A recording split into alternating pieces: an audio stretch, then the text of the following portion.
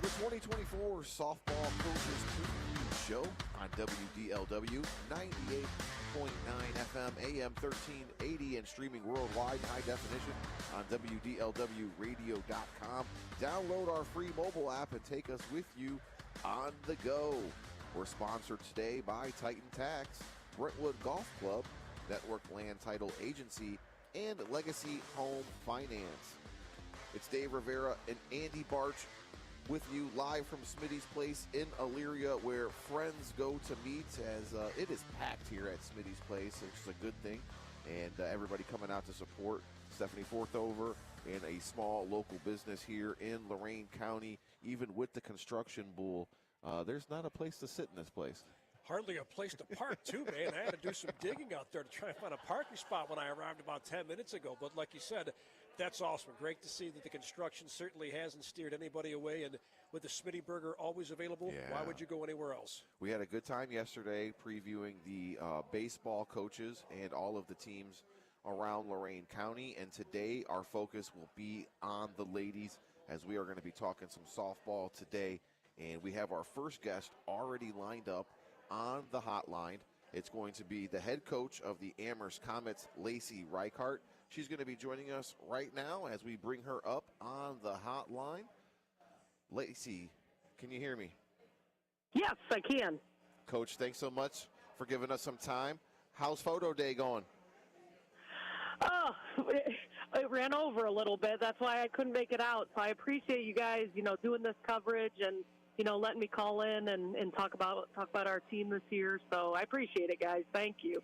Absolutely. Casey Wolf was able to get a hold of me and let me know about the situation. So we're glad we were able to make it work. So tell us about how the preseason has been going leading up to opening day.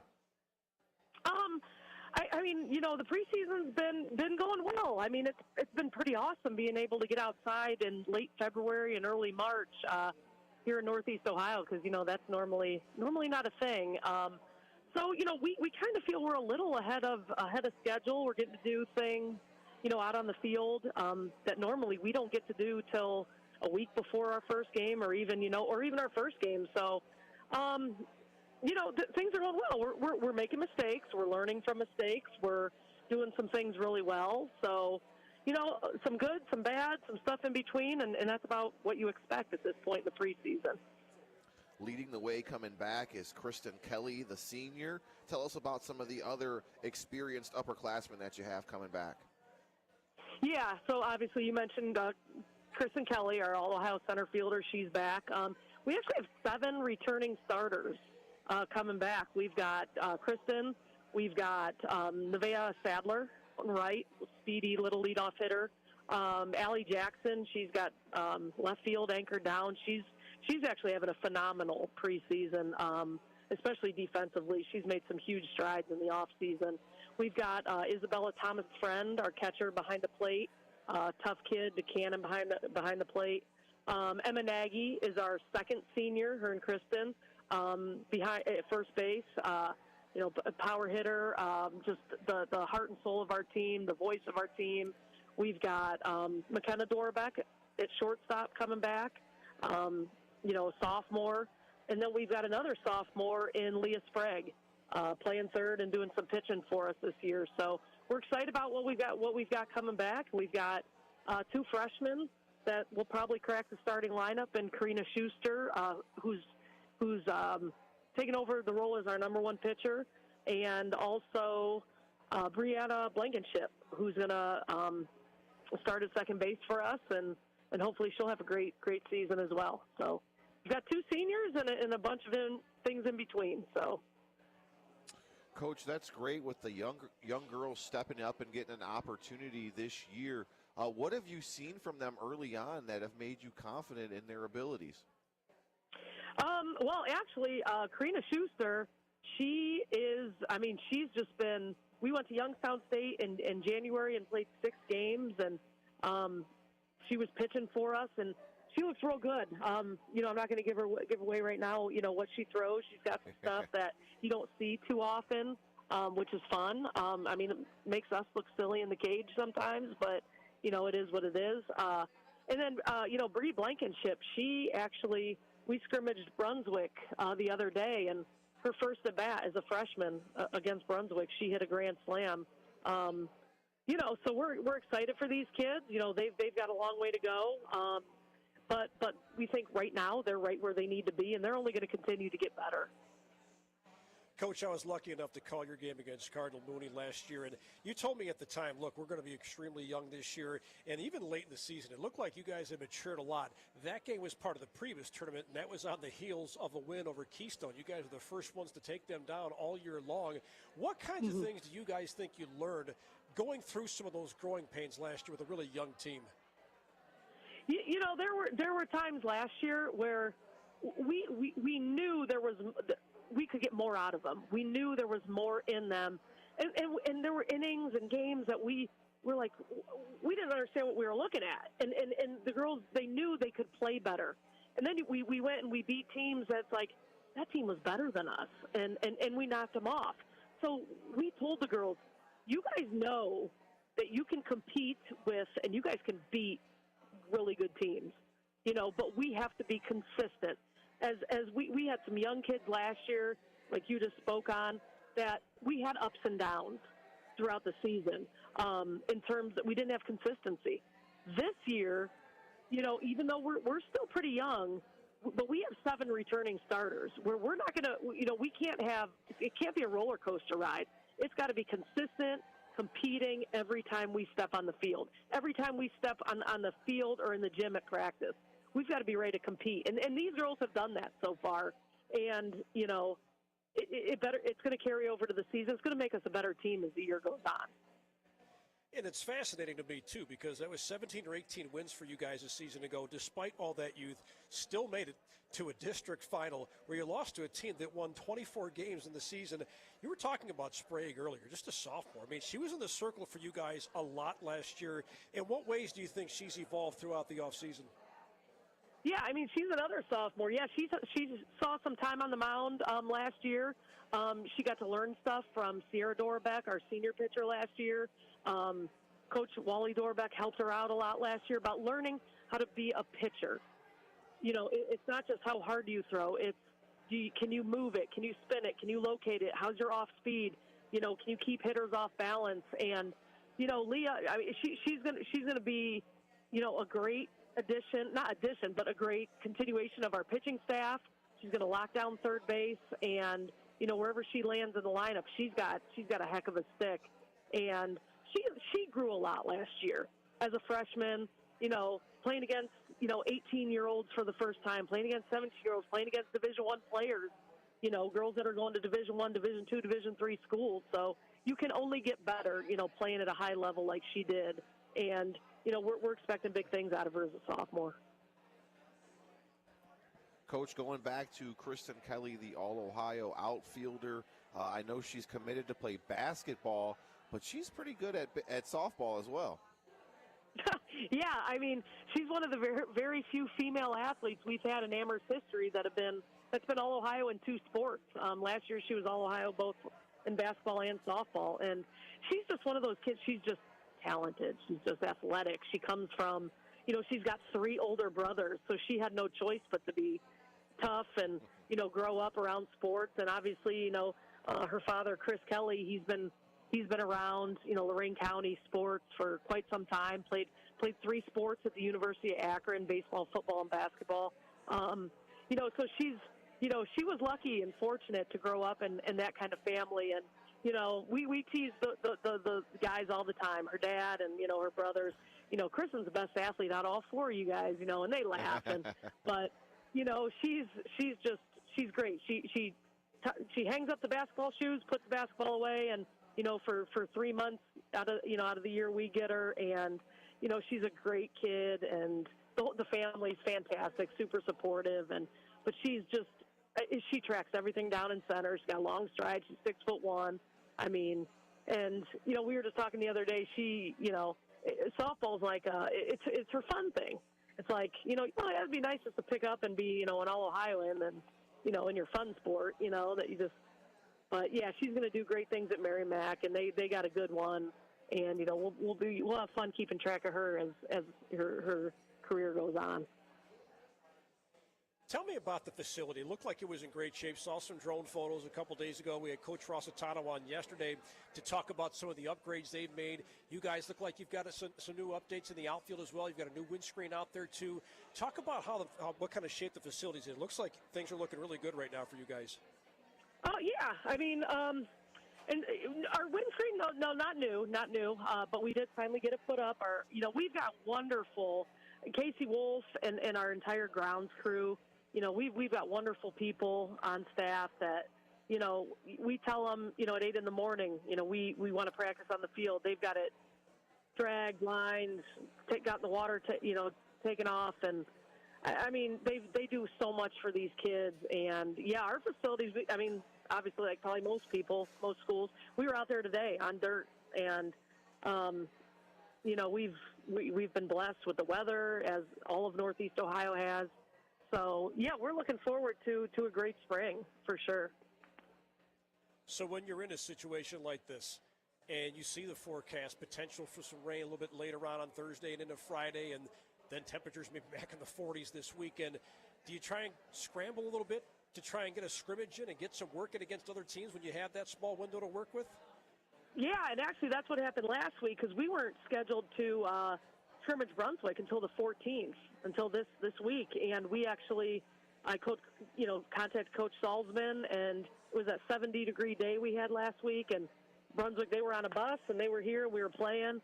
But, yeah, we actually, this scrimmage, we scrimmaged Lakewood this coming Thursday, and we moved that up, hoping the weather cooperates, so we'll see. It looks better than it does had we kept it on Friday. But, yeah, you do whatever you can to get games in, or even scrimmages when you can. And, we know we've got to take advantage of this weather. And, our athletic director, he, between, Coach Rossitano and I, baseball, softball, he lets us handle it, and he takes it from there. He gets the umps. He gets the grounds crew on it. And, it's awesome for the kids because they have a chance to play. Coach, what do you think the strengths are going to be of your team this season? The fact that we have 7 returning starters is huge. I mean, like today we were going over situational stuff and stuff we had to teach last year to some of these young kids. They already know.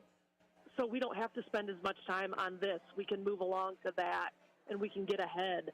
So I would say the fact that we have 7 returning starters coming back is probably our strength. And we've got some lightning quick kids on the bases that not only are they fast, but they're good base runners. They know how to run the bases. In what situation, what are they doing? If there's less than 2 outs, the ball's hit here, what am I doing?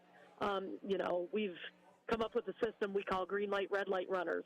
We got kids, you got the green light. You see a ball in the dirt, put your head down and go. That's your read, and they're doing a phenomenal job of it. So I'd say those 2 things, as I see it right now, are our strengths. So it looks like you guys don't start until the 23rd against North Royalton. That's what's up on your Twitter page right now. Does that seem like it's a couple of days away, or does that seem like that's a year and a half away for you guys? Oh, it still seems like it's forever away. Yeah, I mean, because it's like, for a softball player, it's like Christmas, opening day. I mean, like, it's just something you anticipate and you wait and you build all the way up until that, the anticipation, and we're lucky we're going to North Royalton where they have turf now this year. So hopefully, weather cooperates, even if it rains a little that morning, that day. North Royalton looks like they have a beautiful new facility. But yeah, the girls they're itching. I mean, even that scrimmage. I mean, we don't call them scrimmages. We have games. If we're playing against somebody else, whether it's our JVs, if you're in the cage against a pitcher, you're competing. And our girls, they love it. They take to that. But there's nothing like opening day. There's nothing like when now it counts. And we're going to be ready. We're going to be ready. In some ways, do you wish that was tomorrow? I mean, the 23rd isn't all that far away. I mean, we're looking at, about a week and a half, right? 2 weeks? A week and a half. But, I mean, you guys are probably ready to rock and roll. Yeah, yes, we are. And, I'm sure there's many schools that are just itching to get out there. There's going to be things that happen opening day that's like, oh, man, we haven't worked on that yet. Yep, write that down. We got to work on that next practice. But, until you get out there and you start playing games, you start competing, I mean, you find out what you need to work on, and that's, great with these scrimmages. And, we find out what we have to work on to hopefully prepare for opening day. But there's still going to be things that we need to work on, even after the 23rd. But, that's what it's all about. That's how you get better. The Southwestern Conference as a whole, Coach, seems to be wide open this year. What's your assessment on the conference moving into the season? Like you said, wide open. I mean, I kind of felt it was that way last year. You've got some really talented individuals in the conference, and you've got some really talented teams. And you also had a lot of talent graduate, especially on the mound with Belkey and the young lady from Berea who went to Akron. So those are some big shoes to fill, and I know those coaches will have their teams ready to go. But yeah, if you don't come to play every day in the Southwest Conference, you can get beat. I mean, we found out the hard way last year a couple times where I don't think we were very ready to play, and we got beat. And, hopefully, again, our 7 returning starters remember how that felt. And they're also going to remember how it felt when we won a couple games that I think the teams were better than us, and we knocked them off. And that's how we're going to have to play every game. I know our kids were ticked last year because we didn't win. We had our conference 6 in a row streak broke. They were mad, but they didn't play well enough, and they know it consistently to have gotten that 7th straight conference championship, and that's their ultimate goal this year. I should say their number one goal this year is to get that conference championship back. We play well enough to do that. Their second goal is to get back to a district championship game. Okay. And we told the girls last year we want to get to this district championship game. We had a super young team. We wanted them to experience that. This year we want to get back there and win it and get back to that Sweet 16. Coach, thanks for giving us some time. Enjoy media day and practice, and we look forward to covering you guys in the season and seeing how far exactly you guys could go. Awesome. Thank you guys so much for doing this. We appreciate it. Absolutely. I'll save a Smitty's burger for you. All right. Sounds good. Thanks, guys.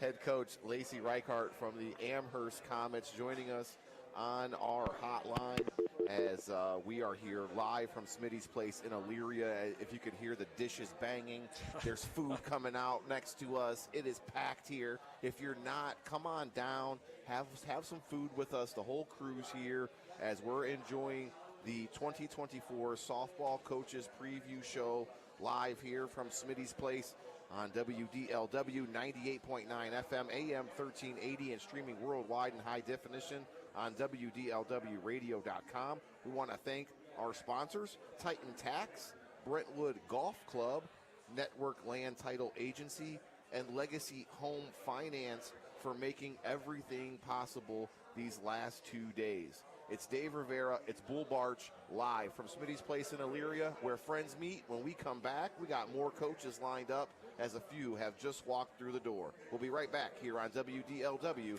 the Lorain County Sports Network.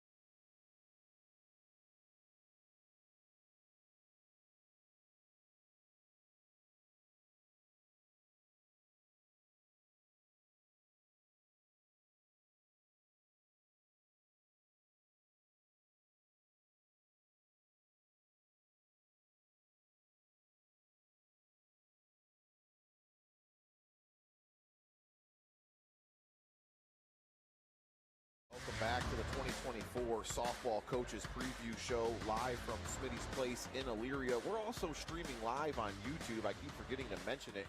You can go to Lorain County Sports Network and watch this completely live and free. If you don't want to hear it, you can also look at the good food going on and also catch out Smitty's Place in Elyria, supporting locally owned businesses here in Lorain County. I want to say thanks again to Stephanie Fortover for allowing this to happen. We're going to talk some Division II softball right now as we're joined by the Coach of the Year here in Lorain County, Terrell Dixon from Elyria Catholic. Coach, thanks so much for giving us some time. How you doing today? Yeah, good. How are you? Good. So you talked about you're just getting back from practice. How's everything been going in the preseason? Preseason's been great. We had a good off-season workout. Great things happened over the winter. Got a ton of games in over the winter in our winter league. And, things are looking good. We're great weather to come out and get some reps in. How are numbers for you guys over there? Numbers are good. Going to have just a JV and varsity team again this year? Yeah, definitely. Awesome. And then let's talk about Player of the Year in Division II, Lorain County, Hannah Brooks. She's a junior this year, and really a lot of things center around her. Talk about that player, Coach. Oh, absolutely. She's phenomenal. First of all, she's a character kid, obviously. Yeah. She puts in the work.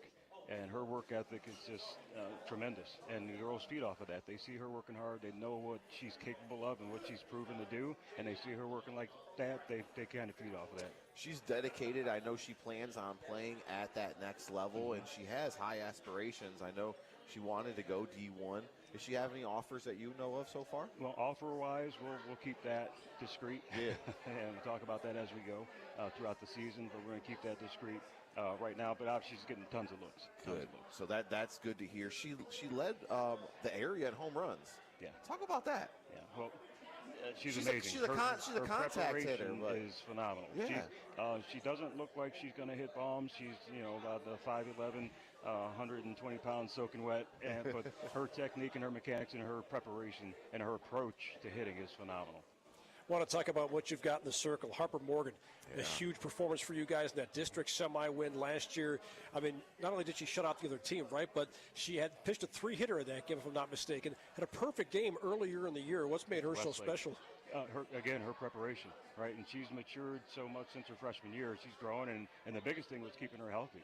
When she's healthy and she's focused, she can pretty much pitch with the best of them in the state. She had 189 strikeouts last year. Wow. Obviously, Lorain County Player of the Year, and she's just good. Her preparation is phenomenal. She comes from a long background of pitchers as far as that area is concerned. So she's just another kid that's committed and dedicated to getting better every day and making sure she adjusts to what's in front of her. Growth, I'm sure something you talk about with the kids all the time, but you guys took an extra step last year, getting it one round further than you did the season before that. In what ways do you think that this group as a whole has grown and will continue to grow these next couple of weeks leading into your opener? That experience. There's no substitute for the experience, and we have that coming back. In years past, we talked earlier off air about being injured and everything. We've had a massive amount of injuries where one or two kids were injured the last week or the last 2 weeks. And the 2 years ago, we had 4 players out that entire month. So if we just go with a pitch-by-pitch approach and maintain our injuries, we'll be okay. What kinds of lessons do you think you guys learned in that loss in the district final? Because certainly it was a nice step in the right direction, as you mentioned earlier, but there's some lessons to be learned in a loss. What do you think you guys learned from that loss? Consistency. We talk about it, but during that period of time, we had back-to-back games, first of all. We were one of the only teams in the state that had to play back-to-back, and then we went from turf to dirt. I'm not making excuses for our team, but that was a big turnaround, a quick turnaround. We didn't have a chance or opportunity to, one, scout the other team, and two, we didn't have an opportunity to make those adjustments from turf to dirt. So we had a lot of plays that were inconsistent for us because we weren't able to prepare that way. But the biggest thing, not taking away from Tellum, is obviously they're state champions and they're a very good team. But I think it would have been a little different turnout if we had another day to prepare. But how we learned and how we gained that experience, we've taken into this year already with our preparation. We're starting to go from turf to dirt, turf to dirt, turf to dirt when we can. And obviously days like this help. Yeah. Talk about the seniors, Coach. Who are some of the girls that are going to be stepping up and leading this team this year? Well, we have a ton coming back. Obviously, Hannah Brooks, as a junior, is coming back to lead the offense. She led the conference in every single category, and who was either leading or a backup. Second in the categories was Savannah Dixon, a returning starter, 4-year Letterman transfer from Brookside. Isabel Nieder, she's just a phenomenal athlete. She's coming back. We've got some depth in the infield this year with some experience. Natalie Sadler is going to help out tremendously on the infield and anchor down things out in the infield. And they're surrounded by a supporting cast. And who are some of those younger kids that are going to step up? Younger kid-wise, we have 4 freshmen that are coming in that can potentially play. Obviously, they work hard, and they have a lot of experience to gain. We haven't played a game yet, but the potential is there.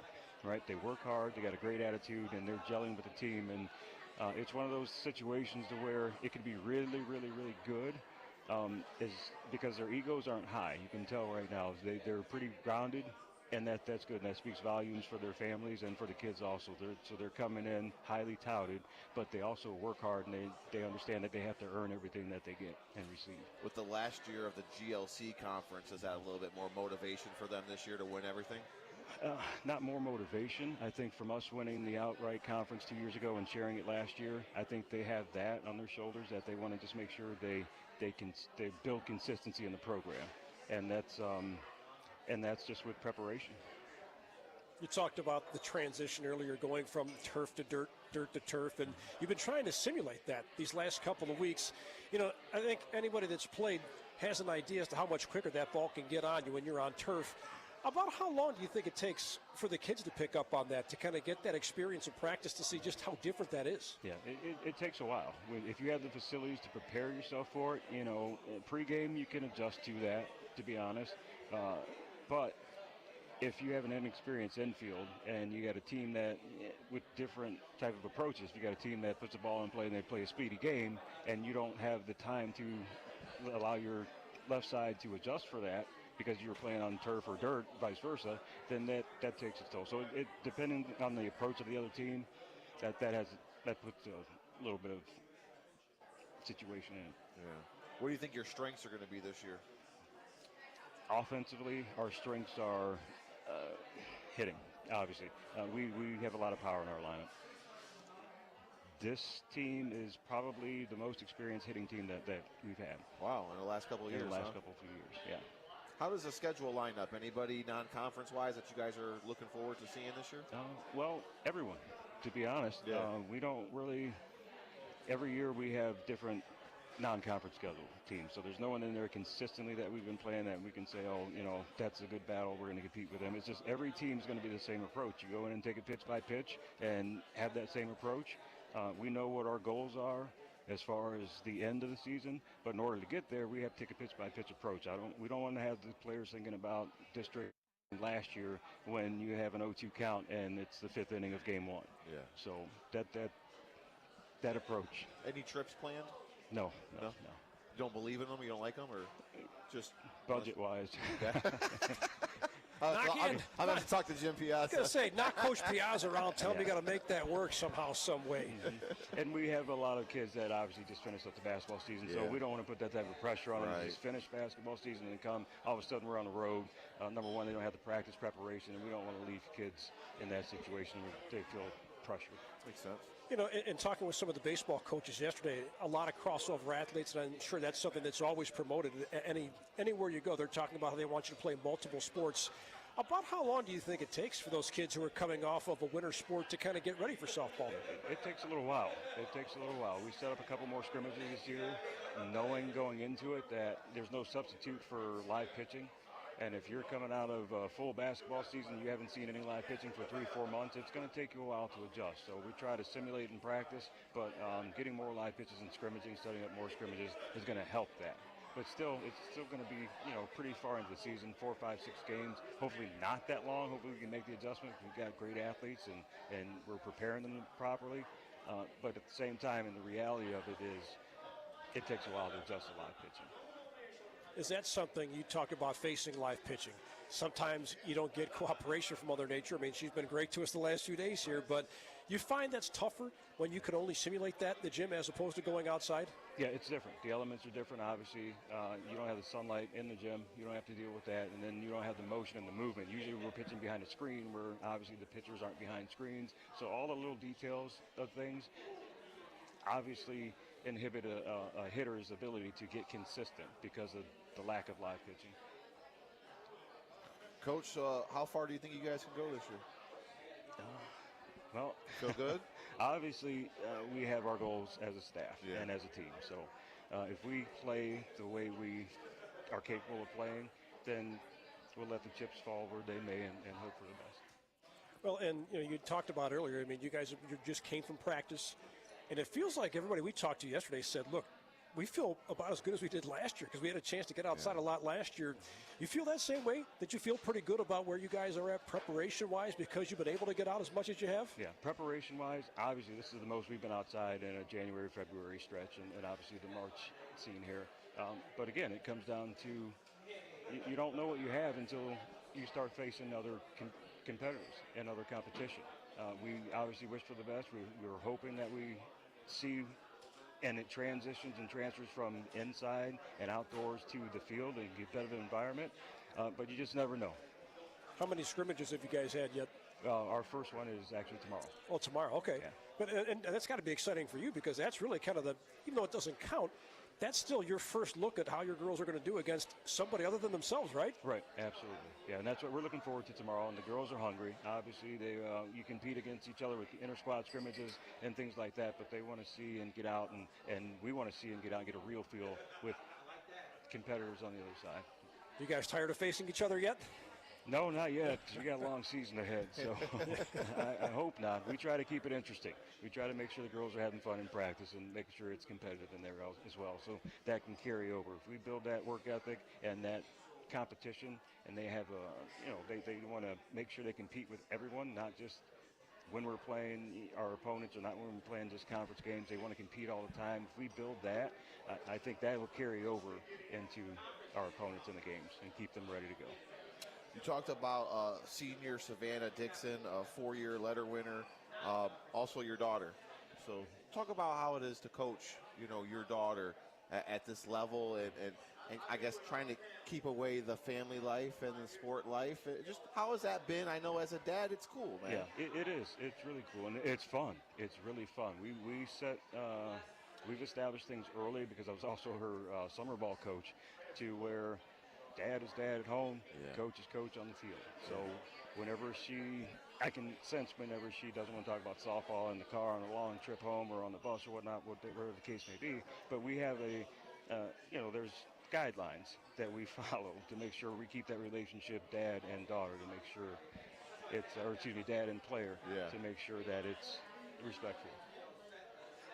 All right, well, we're going to wrap things up here with head coach of the year for Lorain County Division II, Terrell Dixon from Elyria Catholic High School. Coach, thanks for coming in, and good luck, and we look forward to covering you again in the season. Thank you. So that's head coach Terrell Dixon giving us some time here, and we have our other coaches lined up as we're live from Smitty's Place in Elyria. We want to remind you that if you're hungry, come on down, get a burger, say hello. And we also have some sponsors here that we would like to say thanks to. That's Titan Tax. They are home of the $100 e-file. Make sure you give them a call. It is tax season. Titan Tax at 440-282-4800.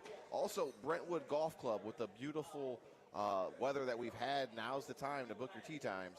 And you can save online, book online, save at playbrentwood.com. Want to also say thank you to Judith Glenn and staff at Network Land Title Agency, safeguarding your investment, ensuring peace of mind. Visit networklandtitle.com.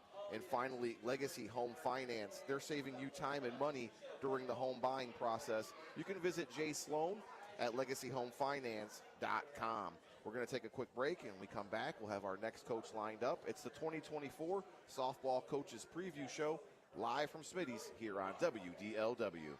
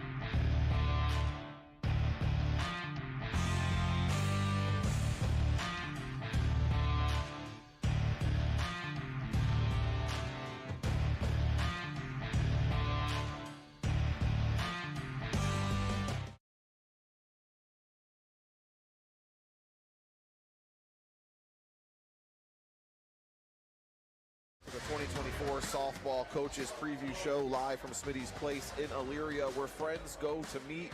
We're meeting here, we're having some Smitty's burgers, and we're talking softball as we're previewing the season this year.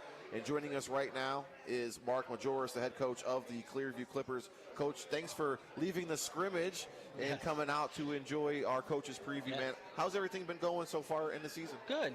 We've been able to get outside a lot, this spring so far. So we've just been working on the skills, and we're very young this year. Like we lost a lot of seniors last year. We lost 6 seniors last year. So, we've been working hard, trying to figure out where the pieces will go and where the girls will play and the the batting order and all that. So how's the facilities? You were talking about finally getting out there and enjoying your home field now. We've been outside most of the spring. The facilities are amazing. Turf infield. Finally, we get to play. We for the last few years we didn't have a home field, which was difficult. But now, I mean, it's amazing. The turf infield, the grass and grew in the outfield. It snowed on Sunday, and then we were on the field on Monday, and the grass drained nicely. So I was out there. We had the scrimmage before I had to leave there, and I just looked around. I'm like, man, this is nice. Are there still opportunities on that fence wall for some local businesses to be a part of? So what we're going to do is a little different from the baseball. We're going to have banners with our team. I don't know if you've seen the travel softball, but you have the banner where all the girls are holding a ball or a glove, and then at the bottom we're going to have sponsors on the bottom. So and that's going to be hung on our backstop for everyone to see, because we're that prime location between Durling and the high school right there. So getting big 4 by 8 foot banners, and we're gonna host prime opportunity for a local business. Absolutely. If you're a Clearview Clipper fan and you just want to support local athletes here in Lorain County, please reach out to Coach Mark Majoris. Bull, what do you got for Coach? I want to stick with that facility because I had a chance to see it back in October. I was blown away by just how nice that was, and it's nice to see you guys are dressing it up and kind of making it your own. You guys certainly had some frustration with the last couple of classes not being able to play at home. I know there were a lot of hurdles you guys had to leap. Talk about that process and how tough that was for the kids, having to travel for every single game, knowing that the plan was there to play at home, but it just didn't start to click until this past fall. 2 years ago, we kind of knew. We knew that we weren't going to have the facility. We couldn't even practice there because they had just started breaking ground. So that was very difficult. Last year, it was nice because we were able to practice on it, but 3 weeks before the season, we were told that the grass wasn't growing in and we weren't able to play on the facility, and that really hurt the girls. I mean, they were looking forward to playing on that facility, but we had a tough group last year, and they kind of brought us together, and we almost we finished almost close to 500 that year, and we were just, I will say, my AD Mike Collier, he was, if I was like, I can get to Victory Park on the turf, he was like, I'll write you a check, let's head over there. So we got to play on some nice facilities, but it was tough getting on that bus, getting on that bus every single game. So to know, this year, I mean, we're scheduled for 27 and 20 are at home. So the only away games we have are our conference, that second game, conference game. So it's nice to know that we're going to be at home a lot, home cooking, the fans can come out. I have, we don't have a JV, but I do have a middle school. So I've reached out to a lot of these schools and said, hey, let's do middle school varsity doubleheaders on Saturdays. Let's get the community out there. So I have 5 scheduled where middle school's going to play at 11, varsity's going to play at 1. We're going to have some special days, maybe bring alumni out, have an announcer there. So, a lot of fun things are planned to enjoy the facility because it's state of the art. It's awesome. That's a really cool idea because a lot of schools aren't doing that, involving the younger generation with the varsity girls. So I know you talked about you lost a lot of talent, especially with the player of the year last year here in Lorain County. Yes. It looks like leading you guys this year is going to be Gracie Linger. Yes. So let's talk about who are some of the returning players for you coming back. Gracie Linger, she'll be my main catcher, our main catcher. Alina Palins is a center fielder. She was more left field last year. And then we have a freshman, Olivia Ocasio. She's been in our youth program for years. She's like one of the first ones that we really started the youth with, and she's been coming up. She's my main pitcher this year. She's going to be our ace, and so she's going to play a big part in our season as well. And then we have a senior come out, Amara Jackson. So she's played more volleyball. She's been, she was more of a volleyball player. She played in middle school and all the way, and then just stopped playing in high school, and then came out for her senior year. And so she's going to help out a lot as well. She'll probably be my first baseman this year. What do you think some of the strengths are going to be for you guys this year? Well, pitching, because I do think that Olivia has the talent to, help us in that aspect. And our top of the lineup, I think we can score some runs there. We're a little inexperienced, more towards the bottom of the lineup, a couple of our positions on the defensive end. But if our seniors can step up and these newcomers can step up, I feel like, we'd have a chance. We have a chance, But again, we're young, and, we're just learning where we're at right now. Let's go back to the facility and talk about the impact that's had on the girls, because I think you probably notice a big difference in their mentality, right? Knowing they have a chance to practice and play on this thing. You talked about the 20 home games. What kind of an impact do you think that's had on the girls before even playing a game? Oh, I mean, it's been a game changer. I just 3-4 years ago, I remember just not even being outside on a field until a day before our first game or our first game, and it's it's just so demoralizing. This is a spring sport. You want to be outside, to be in a gym, and we don't, our gyms aren't the biggest in the world, so you can't do a lot of what you would like to do. So to be outside, to be outside and, enjoy the weather and, feel the breeze and, the fresh air. Yeah. It's just been, it's been amazing, and you can tell the girls are just excited.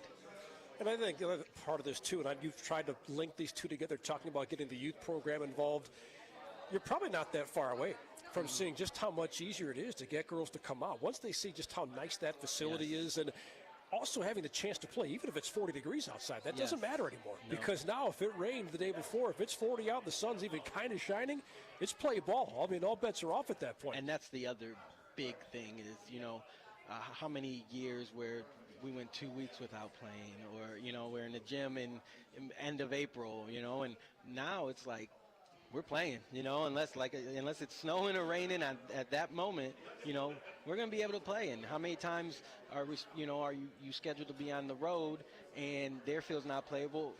We just want to play, come on over to our home field, we're going to be playing. So that's the nice thing to know, that our schedule is our schedule, and hopefully most of these games we will get in and come ready to play, How do we bring baseball back in the inner city, guys? We're all around the same age group, and I know when we grew up, there was baseball all the time, everywhere. Yeah. And you don't see that anymore. How do we bring it back in Lorain and surrounding areas, Mark? It's tough. It's tough. I don't. It's hard because nowadays it's when I was growing up, LYB was it. We lived at Campana Park. You lived at Campana Park. That's it, I remember those gummy worms that always, you lived there. You looked at the schedules. You looked at the who was on top, who you were chasing, playoffs. They're trying to bring it back. They are trying to bring it back. The man here in this building. Yes, trying to bring softball back. That we'll talk to here shortly. He's trying to do a good job. But the problem is, it's just not everything's travel now. Everything's hot stove, or my youth are in Emerald Necklace. There's not that main, You know what I want to do? I want to do a fundraiser where we try to collect baseball equipment for kids in the inner city. Mm-hmm. I think some of that is the problem. That's what I've always heard, is that, baseball, you got to buy the equipment. It's not like you just have a basketball and you play now. Or you got a football and now you're just throwing passes. Well, so my daughter's travel coach, she runs For the Love of Softball. I don't know if you heard of it, but they do fundraisers, and they do a big hit-a-thon out at Avon, the Crusher Stadium. Let us know so we can try to pump it up absolutely. And spotlight it. And it's all for Lorain County. So they collect money and everything for girls that can't afford to play. Yeah. And they sponsor these girls. They give them the money to play where they want to play. So There's people trying. I mean, we're trying, but it it takes all of us, That's you right. know, and it takes a village. Like it takes a village. So what do you think what are your expectations for this team? I know you said they're young, but can you surprise some people? Maybe. I'm just play hard. I'm told to go play hard, have fun. I mean, that's what we want. You know, that's what I want. I want to just see the girls play hard, have fun, and maybe we shock a few people, you know. But it's all about the fundamentals. That's what I've been preaching to them. Like, you know, let's learn the fundamentals. Let's play the game right, and let's have some fun.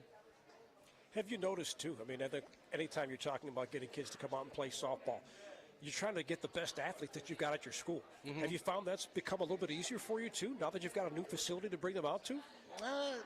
Somewhat. Okay. Somewhat.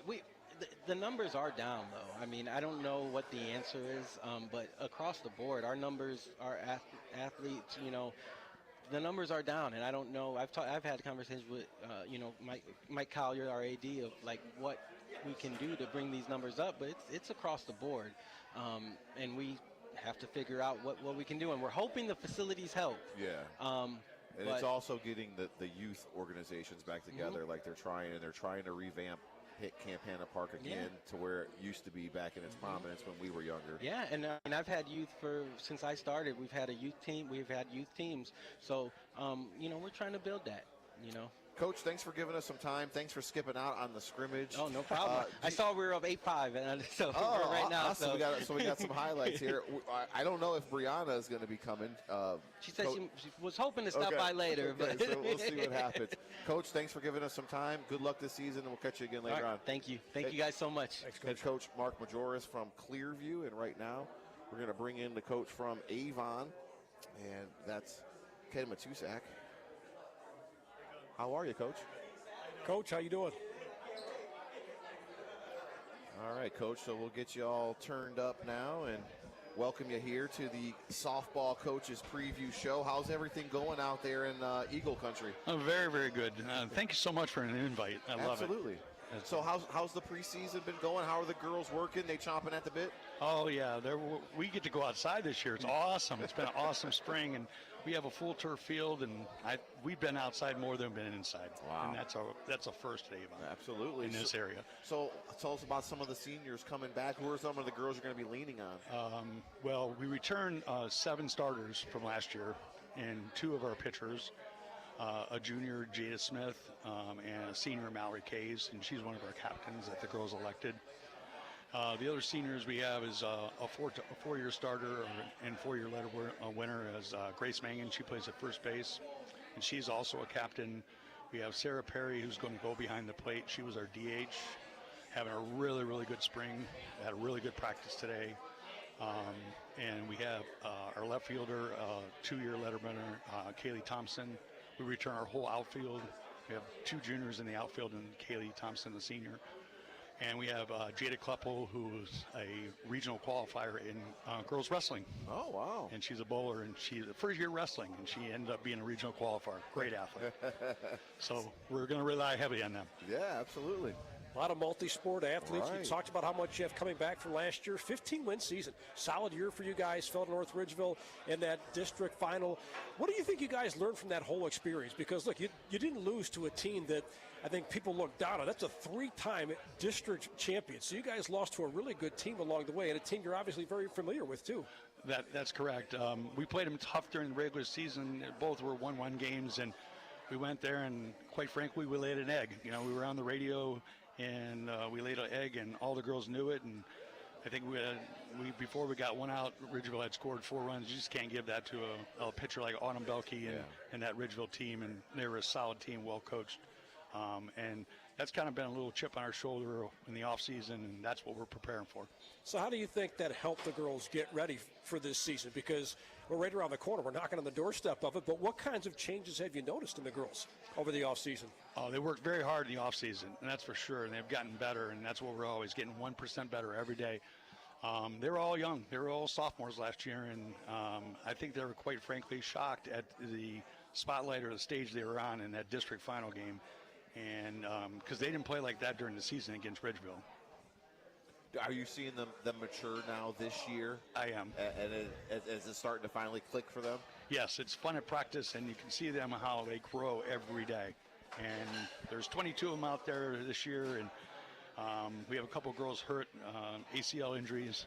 So those 22 girls are working hard. We have about 16, 17 girls vying for a varsity position, like 12. So we can have a lot of swing players this year. Yeah, for sure. Tell us about the facilities. How's everything been at the Eagles Nest? Oh yeah, our Avon community, I just love it. I mean, a full turf field. You know, you're the kind of envy of Lorain County and that field. And just talking to Coach Dixon there, and he's coming tomorrow for a scrimmage, and everyone saw scrimmage there early, and in a full turf field, you don't get that very often. We talked to Coach Pat Scola yesterday, and he was just talking about how much of an advantage it is to play at the Crusher Stadium. Obviously, you guys don't get that luxury, but you still have a nice facility as well. We have a beautiful facility. I think we're one of the best in Lorain County, if not the best. Yeah. For the longest time, it seemed like playing softball on turf was frowned upon because it was just so wildly different that all of a sudden it started to inch its way into the bigger picture. Now it seems like a lot of teams are really kind of getting used to that. What are some of the biggest differences in your mind going from playing on that traditional dirt surface to playing on the turf? Oh, great question. Very fast on that turf. If you're an outfielder and that ball hitting a gap, it's by you. I mean, you have to take proper angles, and that's what we practiced a lot. Infielders, it's one skip, it's to you, you better throw them out. And running-wise, I mean, even when teams come there, I mean, you have a team of fast runners that you're going to do very well at our field. So, what do you think your strengths are going to be this year? Hitting. We have really, really good hitters. And team camaraderie and team chemistry. We just get along, all of us been around together for at least 2 or 3, or maybe even 4 years for some of these guys. And our pitching, we returned both our pitchers. Junior Jada Smith, she throws hard. She was a sophomore last year, and she took over for Kayla Dyken, who took us to the regional finals 2 years ago. And Jada, she took her lumps last year as a sophomore, and she had to fill big shoes, and she had a great offseason. And Mallory Kays is your location pitcher. Doesn't throw very hard, but has good movement. Schematically, when you try and put this together, talking about playing on turf, for many years, I'd seen so many college games played on dirt, and I saw a lot of teams bunt because they could. Right. You can't do it nearly as much on turf. No. I mean, so if team speed is one of your strengths, you don't see girls laying bunts down as often when they're playing on turf. No, that goes to the slappers and stealing bases. And you're right about bunting. We try so hard to bunt, and it ends up being a ground out to a third baseman who's playing only 40 feet away, and you just bunt it, and it just keeps rolling. Yeah, it takes a nice little Baltimore chop down to that third baseman, and it becomes an easy out. I know you're old, because you're using that word Baltimore chop. Yeah. Oh, yeah. I was waiting for the right time to use that today.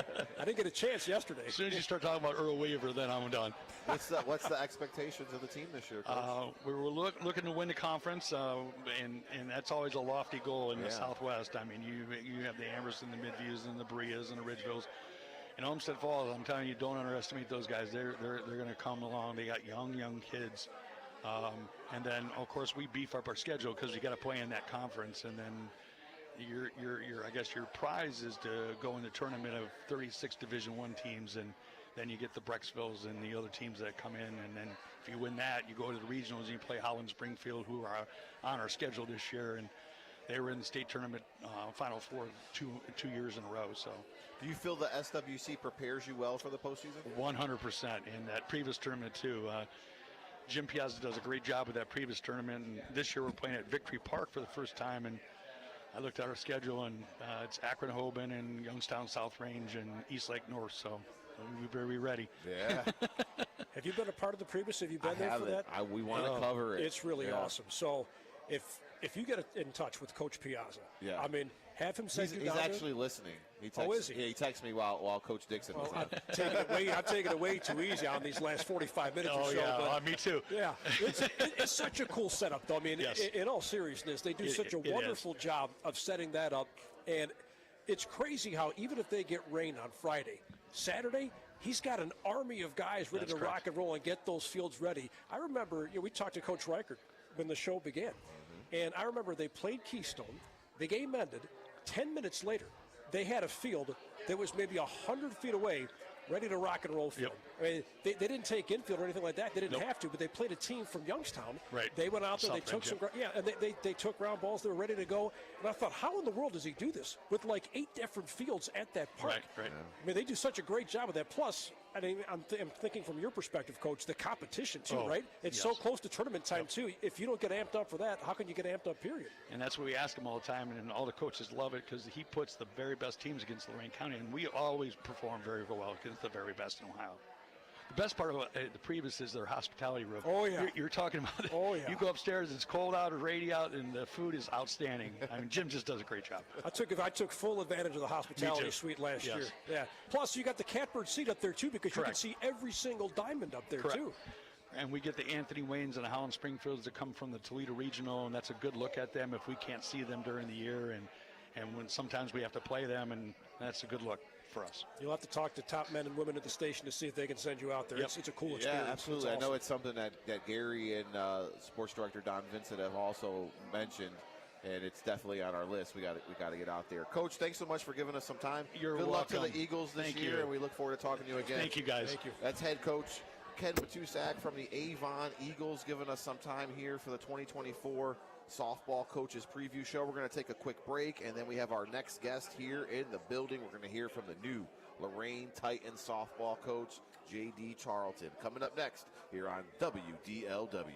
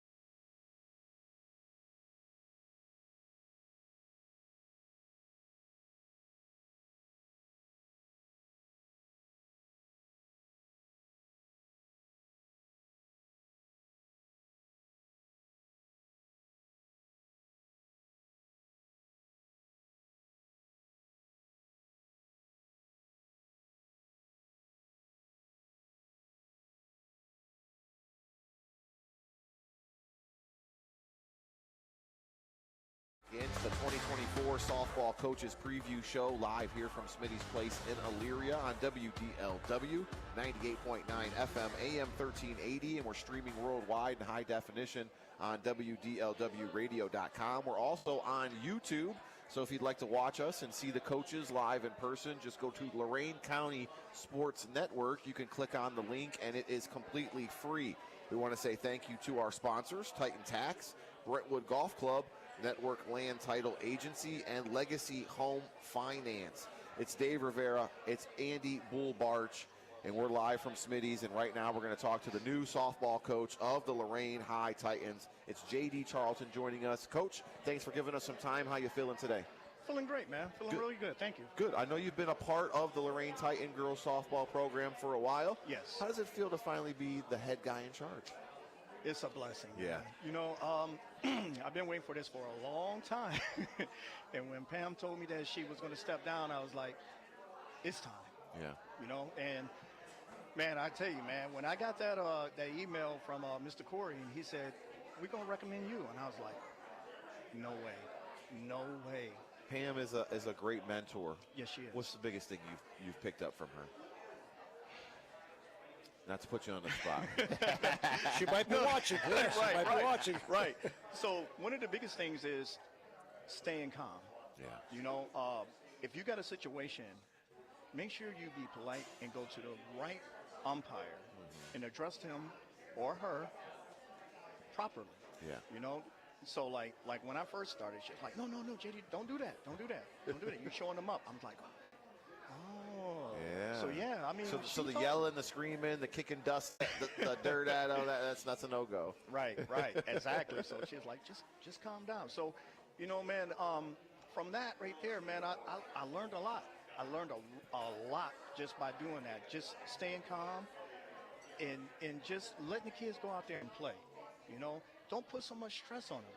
Yeah. They don't need that. You know, they got enough stress, you know, from school, doing homework, so on and so forth. So just stay calm.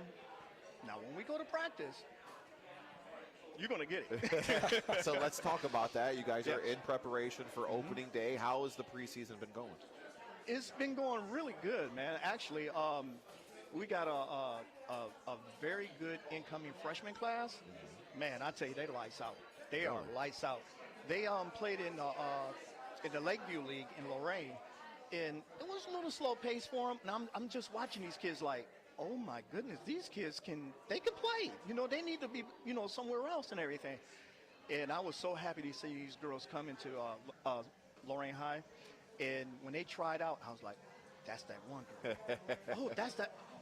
Yeah. How do we get numbers up, Coach? How are your numbers this year?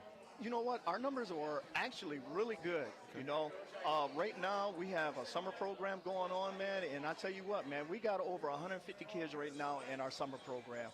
And I can tell you right now, Lorain High in Clearview, they're going to be solid. So joining us right now is J.D. Charlton. He's the new softball coach for Lorain High. He's also in charge of bringing back youth baseball to the city. Softball. I know. Leva Jeremy is doing the baseball. Shout out to Jeremy. We talked about it. Man, I grew up at Columbus Park, and it was just something that everybody did. It kept us out of trouble. I know they're trying to bring back the park and doing some renovations. Yes. What can we do to spread awareness and get kids back into baseball, softball, anything? You know what, man?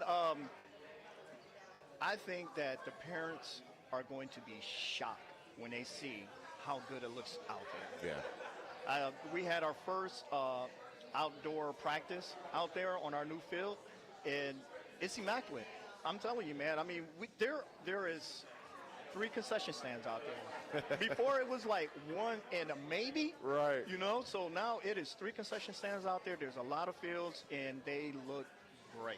So, yeah, I think just the field alone, people are going to start coming out there a lot more. Let's get into the softball talk. Yes. Who are some of the girls you're going to be relying on for you this year?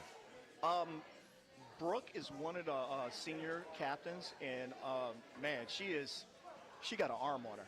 You know, she's very fast. So as long as we can get her on the bases, we're going to challenge people's catchers.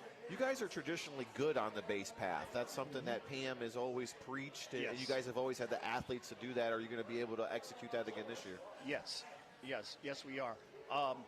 Man, I tell you what, with our group of girls, I was telling them today, you girls are fast. And bottom line, we have to utilize that. That has to be part of our strategy. Yeah. You know, and they were getting it, you know, with them being as young as they are. Well, we have 4 freshmen on the varsity team right now. So they all got to gel together. Yeah. So it's going to take a little bit of time, but I'll get them there. We talked off air a lot about the facility and how you guys are getting a lot of experience both on dirt and on turf. For those that didn't have a chance to see that or hear that when we were talking off air, kind of expand on that and talk about the differences in the 2 surfaces and 2 fields you guys have practiced and played on so far. Well, the varsity field is at Campana Park, and it is, the infield is turf and the outfield is grass. The JV field is dirt and grass. So we really want to play on the varsity field as much as possible, but we have to wait. The grass is growing in the outfield for the most part. There's a gap between the infield turf and the outfield grass. There's about 1.5 feet right there. So we're hoping and praying that it'll grow in so we can get a lot more games. But for the starter, we may end up playing on the JV field. So how have the kids taken the 2 differences in surfaces? Because, you know, we've talked to a lot of coaches about that already, about how the ball gets on you faster. And, Yes, you know, it's yes. becoming a lot more popular, you know, Yeah. playing on turf. So it's not totally foreign to a lot of these kids who are seeing it, but it's at least a little bit different. Do you think that Yeah. gives you guys a little bit of an advantage, having the chance to practice on both? I would say yes. You know, although our girls haven't played on the JV field yet, I'm very curious to see how they're going to react. You know, because like I was hitting the ground balls to them kind of hard today, and they were getting it. So now once we go to that JV field, when it bounces, it's going to be boom and not so aggressive to them. So I think it's going to be to our advantage on that part, you know. So I'm really looking to see what they're going to do. And how do you think that's helped, too? I mean, you talked about the numbers earlier and how they've certainly been up. How big of an impact do you think the facilities have had on that number continuing to grow? Oh, man. Wow. I think once the girls from our summer league see how nice that field is out there, the facility and everything, I think they're going to really just come to us more. You know, I don't want to exclude Clearview because Clearview's facility is very good, you know, so I'm always, you know, throwing a little help towards them anytime I can. Break down the Lake Erie League softball conference for us as a whole. How do they play? You know, what's the style? Just give some of our listeners the breakdown of the LEL. Yes. So with the LEL, most of our teams are from the Cleveland area. And a lot of the teams out there aren't really as advanced as many of the non-conference teams that we play. So we really have to stay focused and stay disciplined when we go and play those teams because we can't lose focus. If we lose focus, that's when all kind of bad things happen. Right. So we definitely got to make sure that we just stay focused and disciplined to what we need to do. I think we're going to do pretty good. How about the traveling? That's always been Yes. number one concern Yes. from anybody is, you know, the bus rides out to the Warrensville Heights and to the Cleveland Heights. Right, Well, yeah. now they're gone, but, you know, just talk about how the travel affects some of the kids.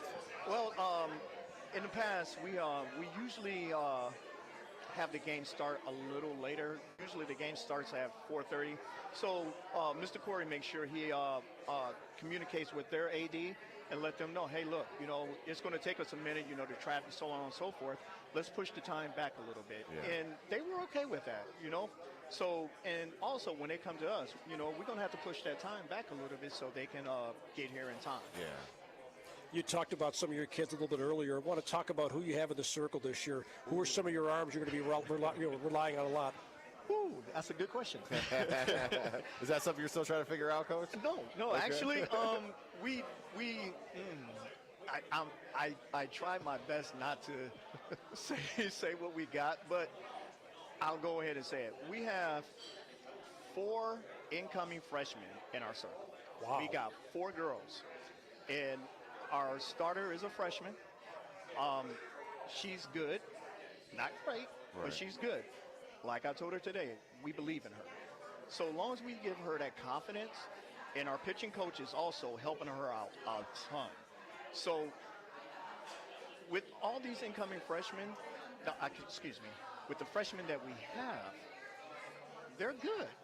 You know, as long as they just understand everything that we're trying to teach them, they'll be nice. They'll be Confidence the biggest hurdle, you think, with that big group of freshmen? Do you think that's the biggest hurdle at this point? Yes, I don't. Like I told them today, I told them that, like, I wrote on the paper that the question was, what is our weakness? And I said that they don't realize how talented they are. And that was the truth. I mean, I believe that the structure that they had throughout their softball career wasn't as advanced as they see it now. Because, like, even the first day they came to us and we showed them stuff, they were like, wow, I didn't know that. Like, yeah, you got a lot to learn, you know? So this pace that they're getting ready to experience, they haven't seen it. Yeah. And I'm trying my best to prepare them for that, me and my coaching staff. How have you guys done any team trips, camaraderie? I know you said the seniors, and then you got your big group of freshmen. How have they been gelling? Because sometimes that could be an issue, especially with girls. Yes. You know what? Our pitching coach just talked to me the other day, and he said, "Man, coach, you know, we got to do something to, you know, so they can gel together." I was like, "Yeah, man. It's so hard for me to try to figure out what we need to do because, you know, I got my job, and then I got my softball job, and then I got this summer job that, you know, I'm trying to, you know, get everything together and everything. So it's kind of hard for me to, you know, to relax and try to figure out something and everything."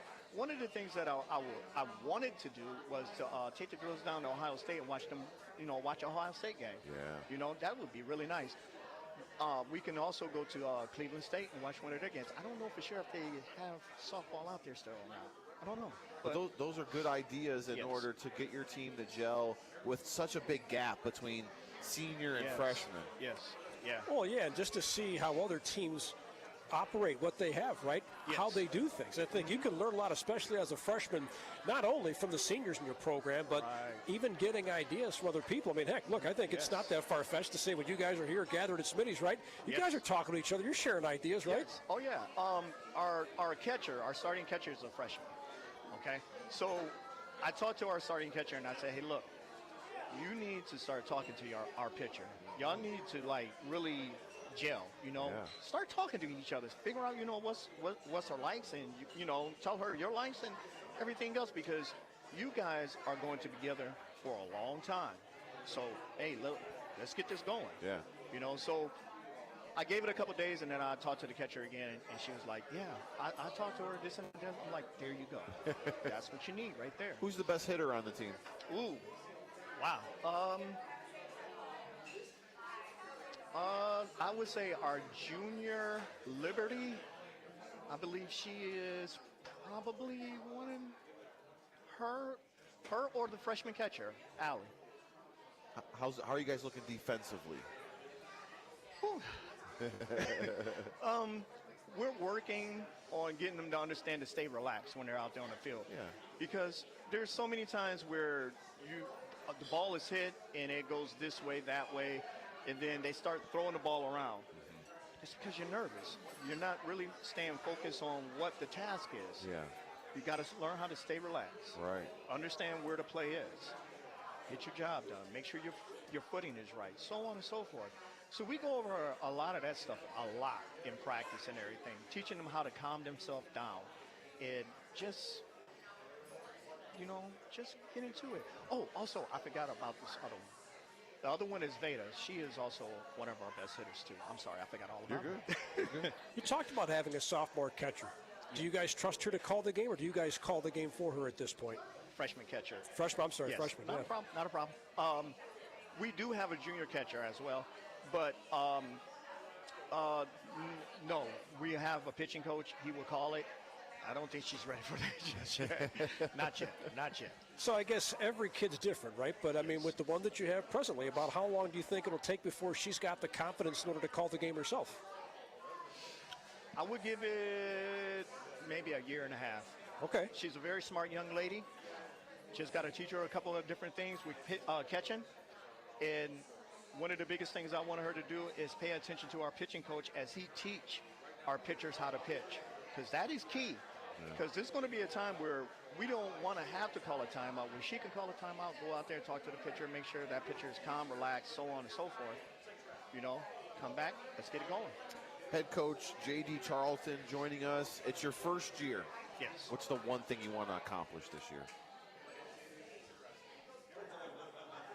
One of the biggest things that I want to accomplish is getting past the first round of the playoffs.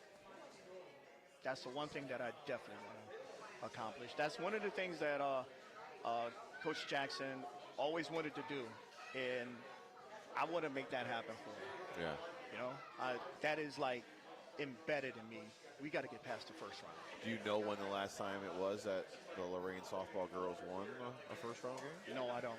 Okay. As long as I've been there, we haven't. Okay. So I really don't know.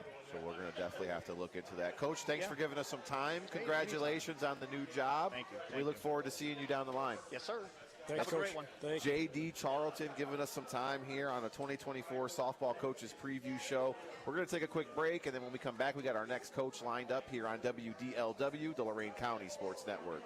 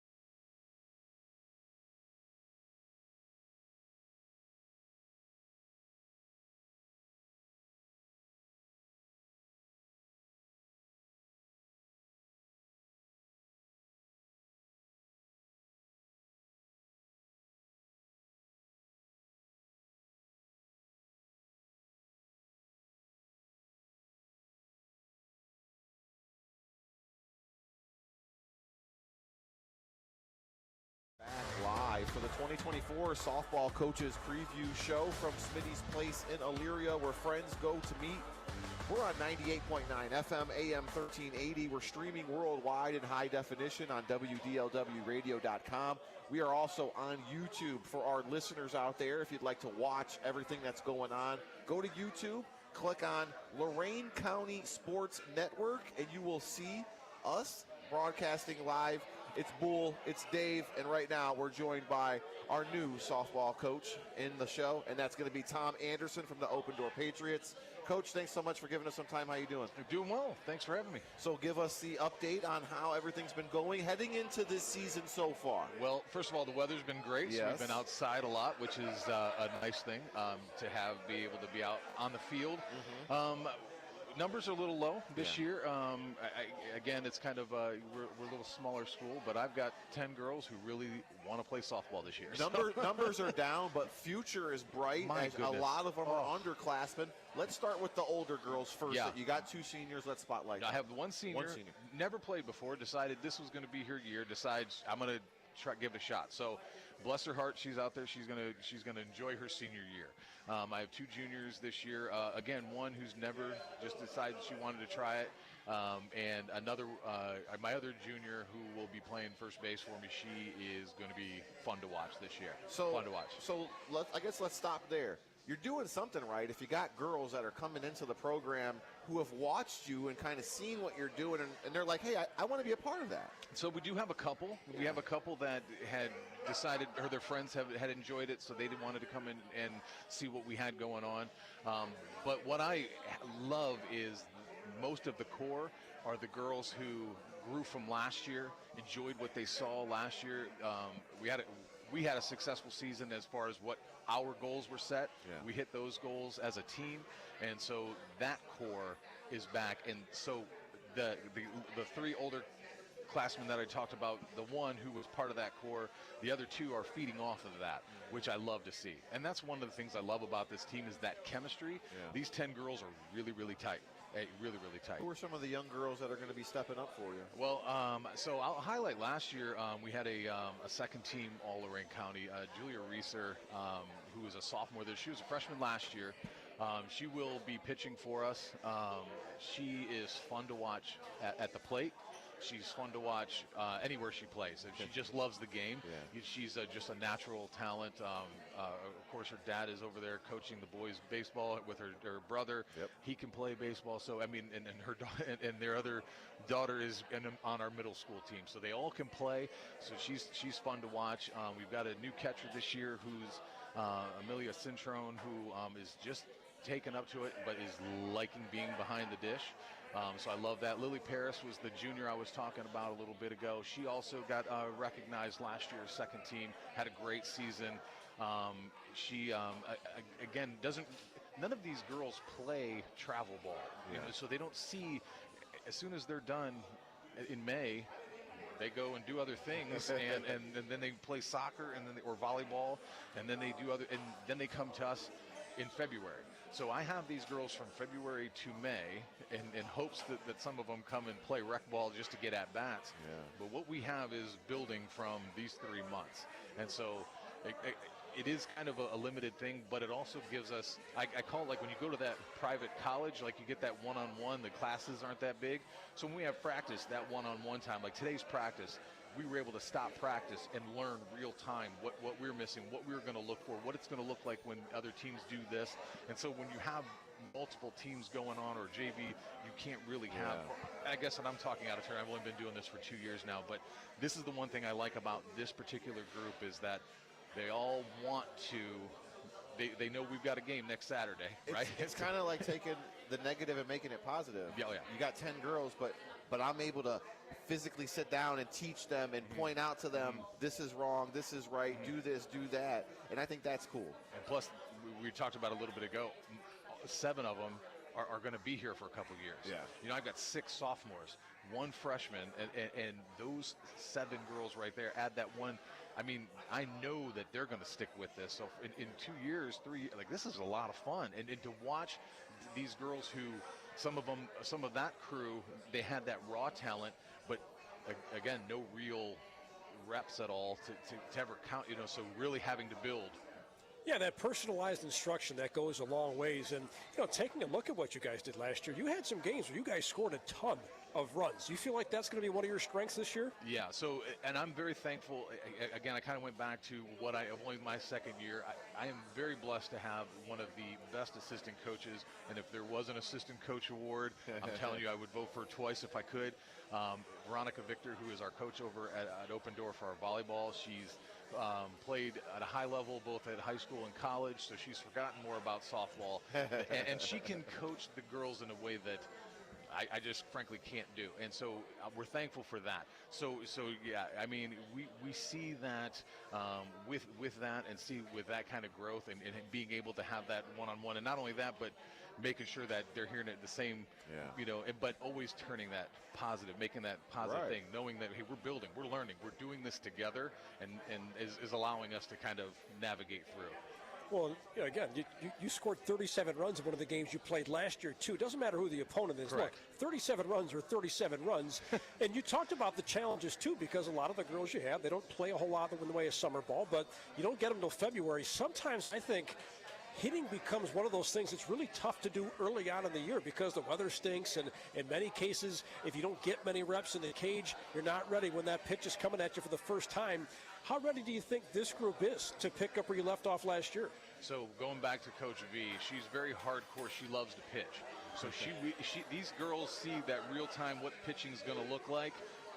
Because she's seen it at multiple levels, she'll go out there and pitch batting practice to these girls. So when these girls will start leaning in early for bunts, she'll throw them high and in, and she'll tell you she's going to do it. So, but she's going to let you know that this is what you're going to see when you go out there and see those games. And so those games that you were talking about last year, we had games where we were on the other side of that as well last year, but I can tell you that every single bus ride home or every single bus ride there, we were talking about, the things that we were doing on the positive side of things. And so, we had our fun games, and kind of going back to, we had our goal last year was to win our conference, and the Lake Effect Conference, although it doesn't seem mighty to, it was very important to us, and we ended up winning that last year. And so we have our eyes set there again this year, and to win at least one round of the playoffs. That's what we're going for this year, and hoping we're going to build from there. And so it's lofty goals, but all the girls' goals are the same right now, which is good. Tell us about the travel, Tom, because you guys have to travel quite sometimes a long distance to get to your opponent. Yeah, so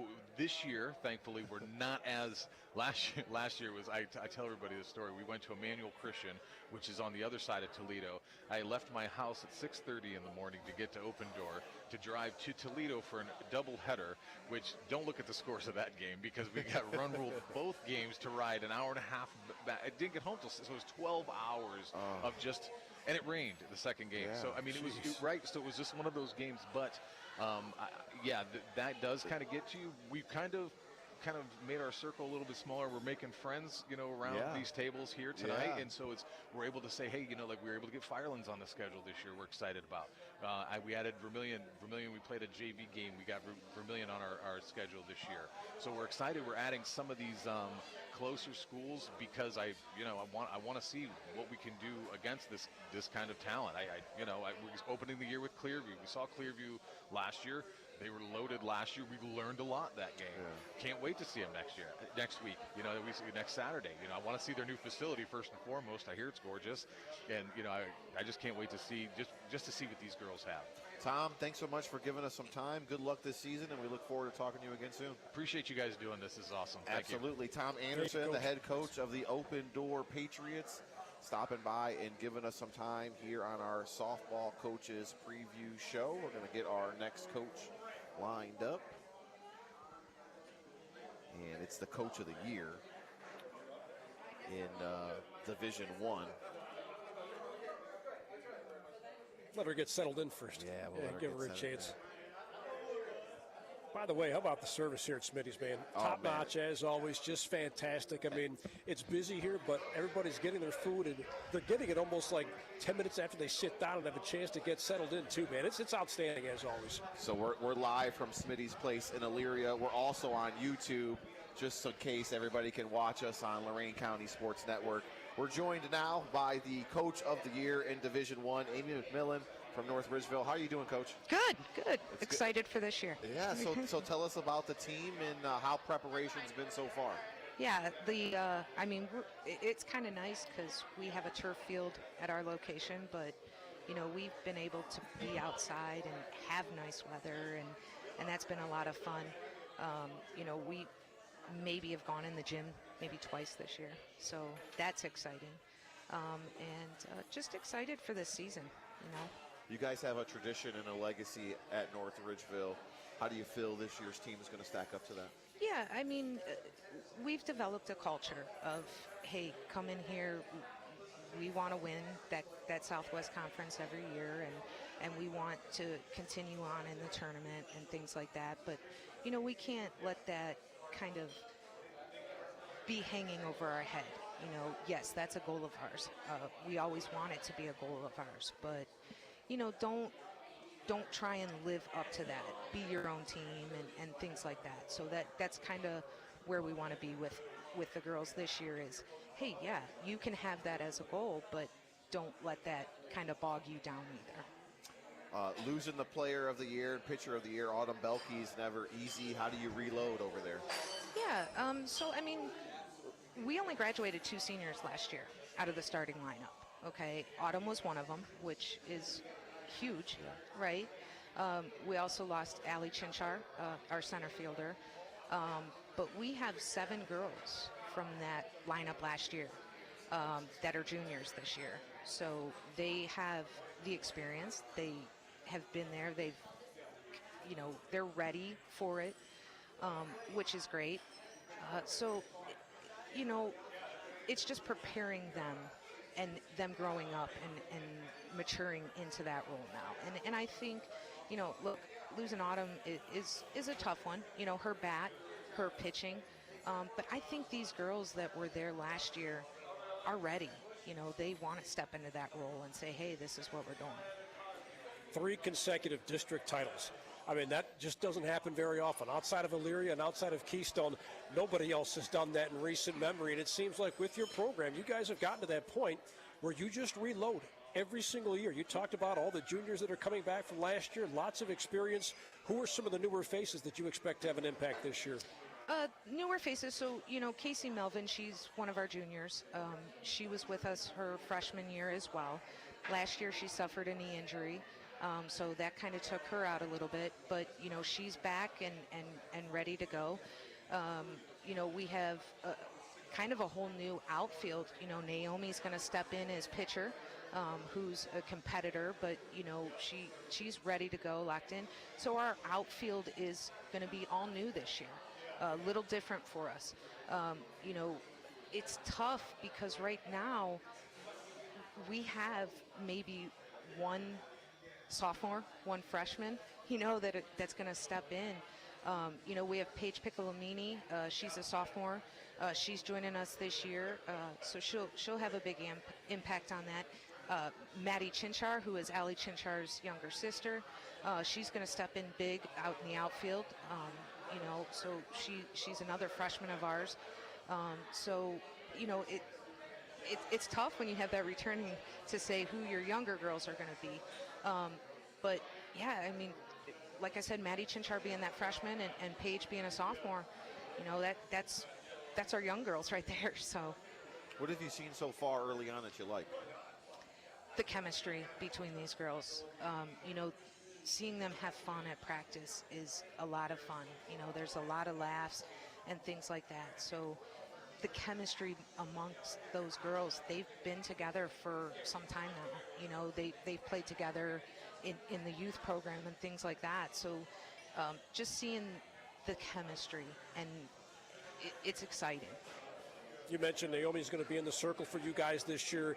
Who else is going to help lead the way with that pitching staff of yours? So we've got Brennan Dillon, who will jump in there as well. She played second base for us. She'll be returning at second base.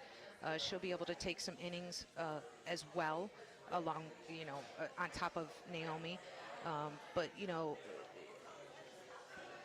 Nay's going to get a lot of time, but Brennan's right there to jump in and help, whenever she's needed. So it's exciting. So for those of us who haven't seen either one of them pitch before, what do they both bring to the table? Well, you want me to give you the secrets now? I mean, everybody's been saying that, Coach. Hey, we're in a tough conference, so you don't want to give too many details away. Right. Nay's just got an edge to her. She's going to fight you tooth and nail every pitch, and she moves the ball really, really well. So I don't want to say she's a secret pitcher, but she just moves the ball well, and she'll keep you on your toes. So you're not going to know. Look, Autumn Belkey, she brought heat, right? Yeah. So you knew kind of what to expect with that. Nay, she's going to move the ball really, really well for us. Tough to square it up, right? You move it That's around. right. It's very tough to square it up. It sure Okay. is. Sure. Well, that was perfect.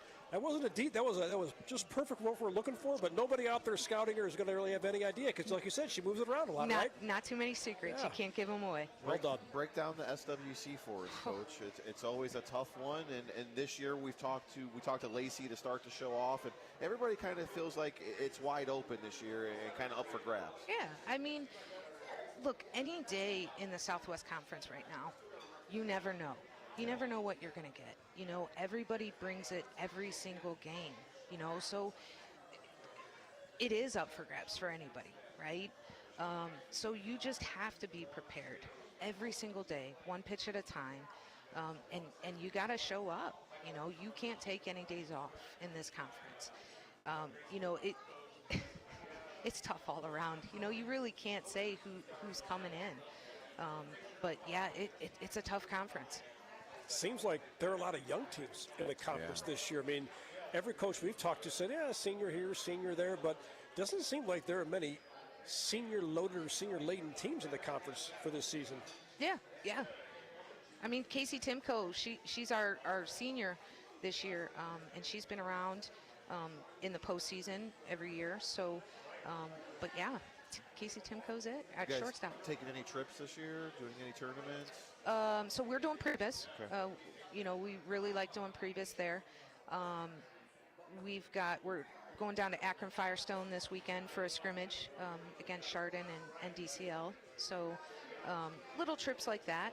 But we enjoy the Priebus tournament. So we try to get in there with the competition. And, you know, it's pretty local for us, but, you know, the competition is there. Yeah. Head coach Amy McMillan joining us from North Ridgeville. Coach, thanks so much for giving us some time. Good luck this season. I'm glad you're able to stop down.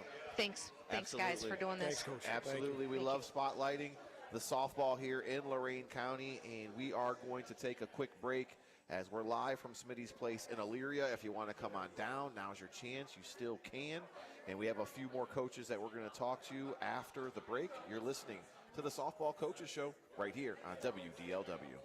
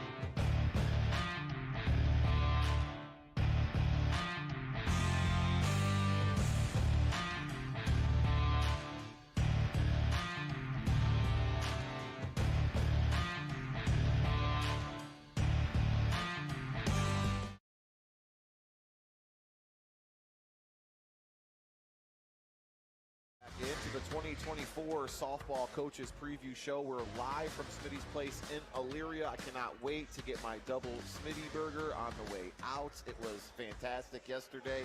We're on 98.9 AM 1380. We're streaming worldwide in high definition at WDLWradio.com, and we're also on YouTube. If you would like to watch us here and see every coach in Lorain County live from Smitty's Place, just go to YouTube, type in Lorain County Sports Network, and you will see the live button, which means we are going right now. And it's Dave Rivera, Bull Barch, and we're breaking down the 2024 Softball Coaches Show right now.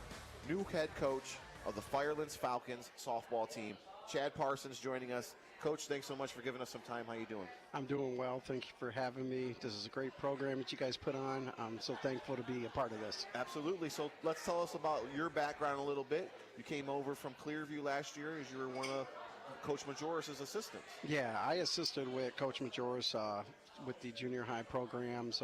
Kind of was the guy that we went to on and off the field, talking to the girls as much as I can, working with them on the off seasons. Coached the junior high for numerous years over there. Built their farm team. Been a part of that for about 15 years now. Okay, so I'm glad you brought that up because we've been talking about that all night, especially with the Clearview and Lorain coaches. How do we bring baseball, softball back to the inner city?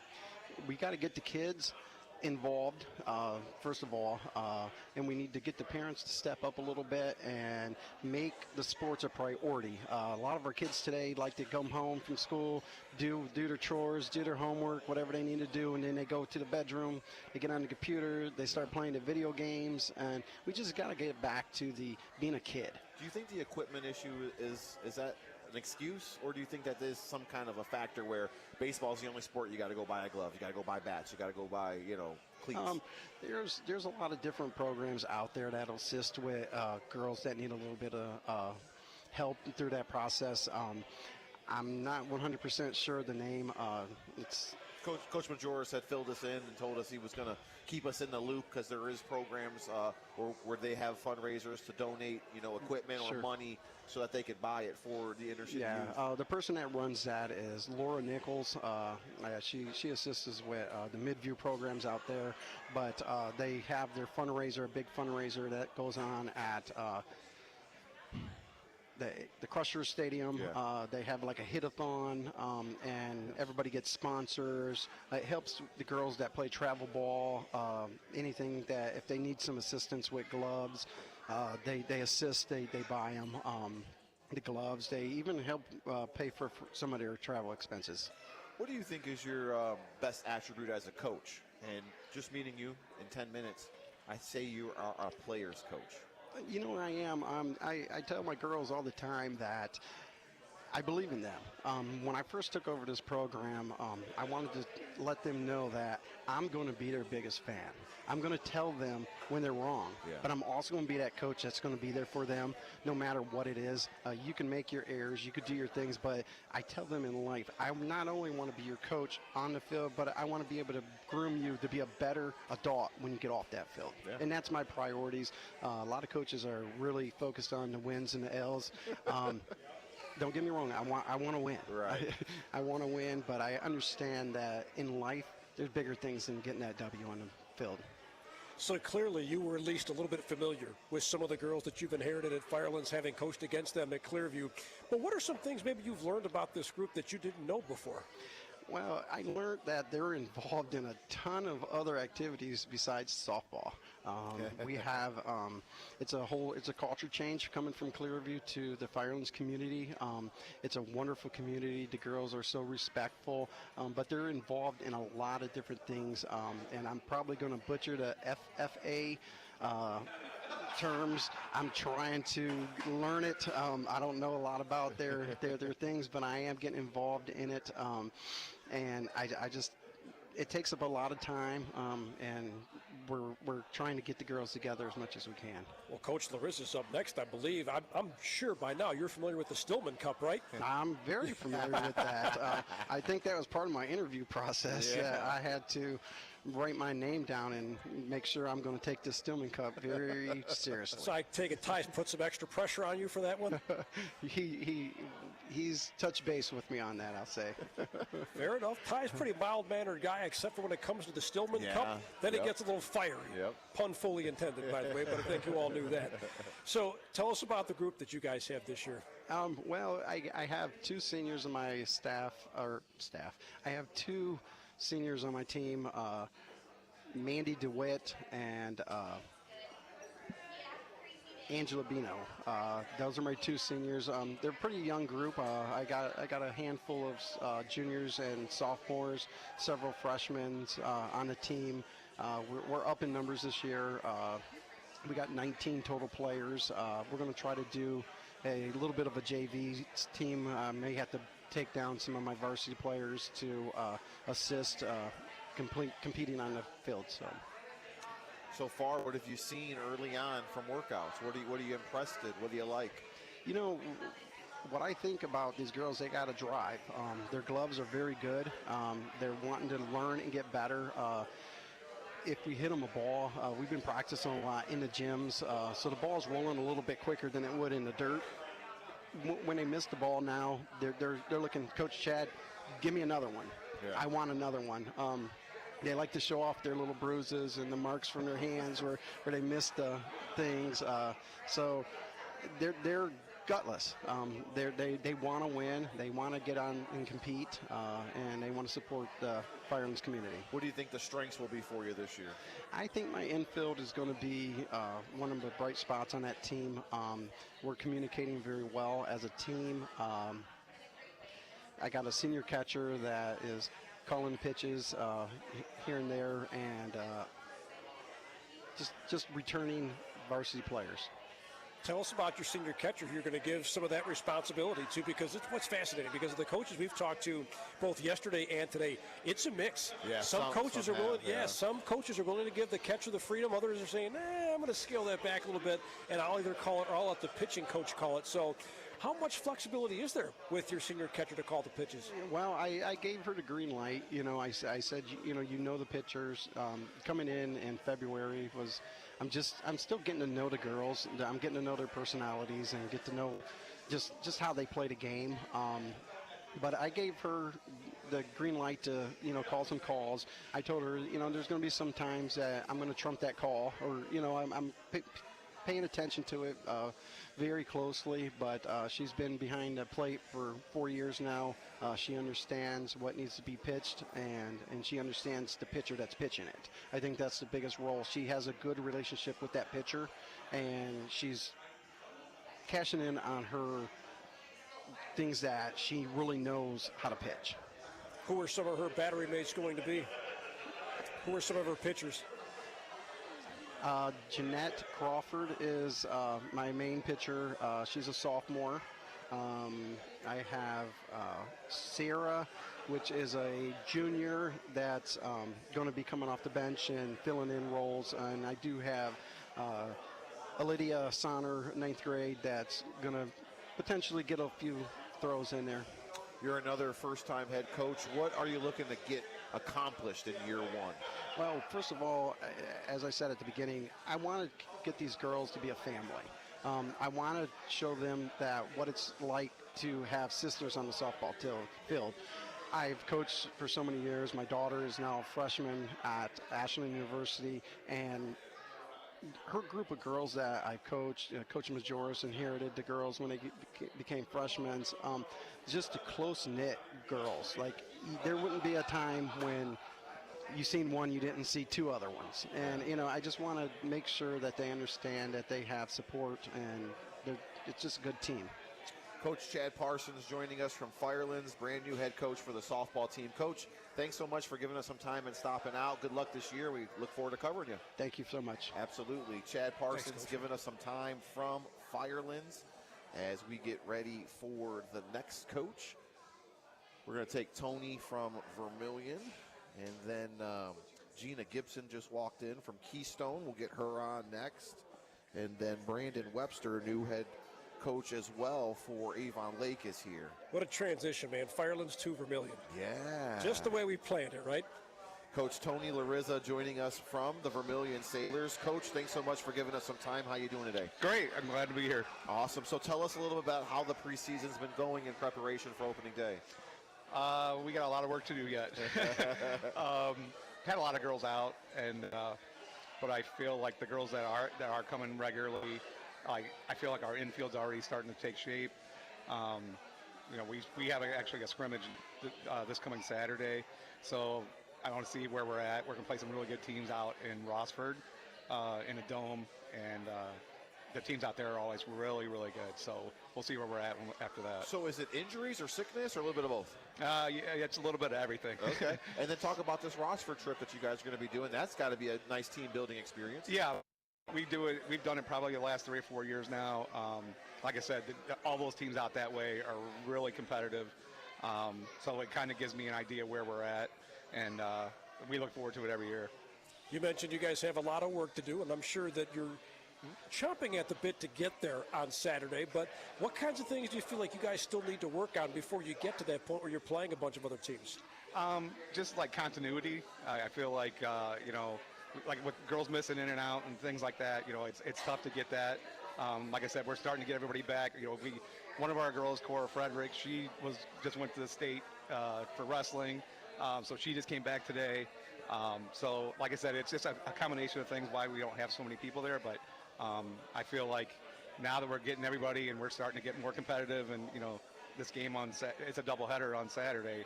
I think they're getting pretty pumped. Who are some of the seniors that you're going to be relying on this year? So I talked about her last year. Gracie Porter's our true only true pitcher on the team. She threw over 1,700 pitches last year. Wow. So she's our workhorse.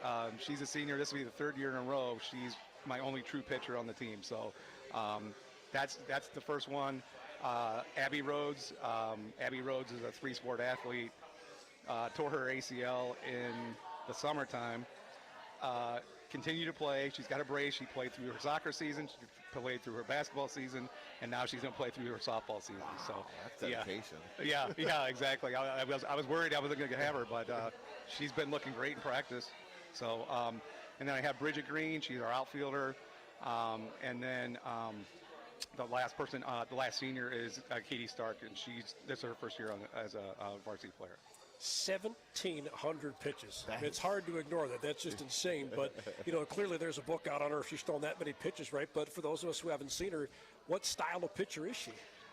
She's not, overpowering. She relies on movement on those pitches.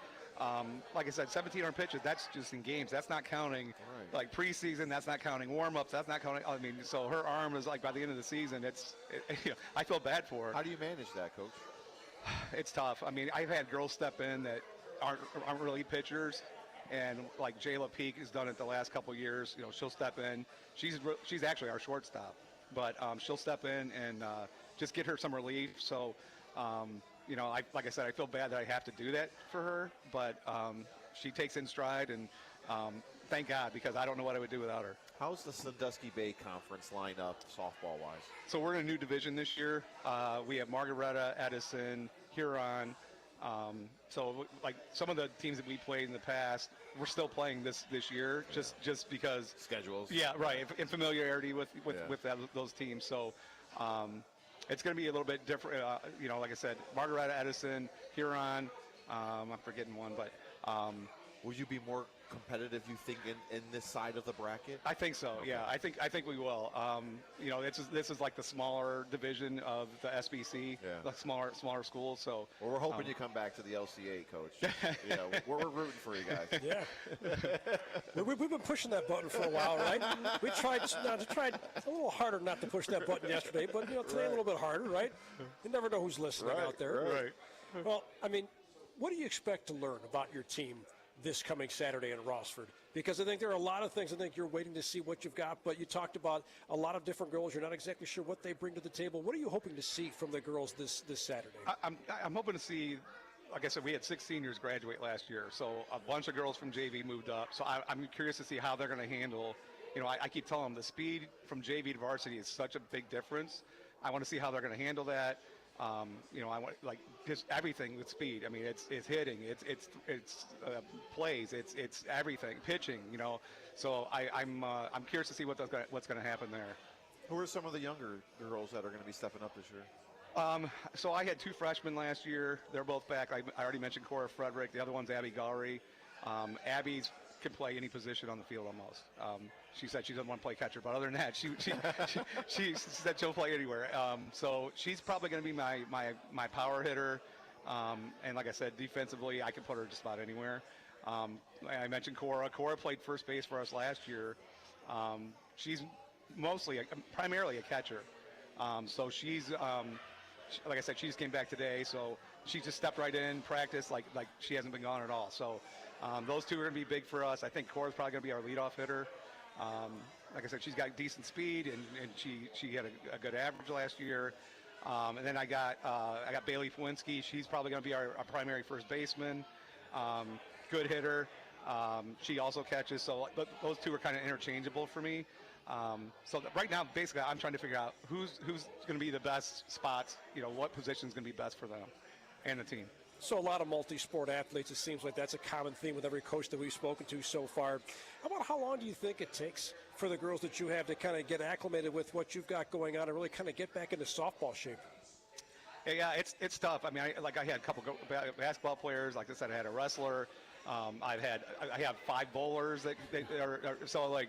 They're all different. So, basketball, we were doing conditioning.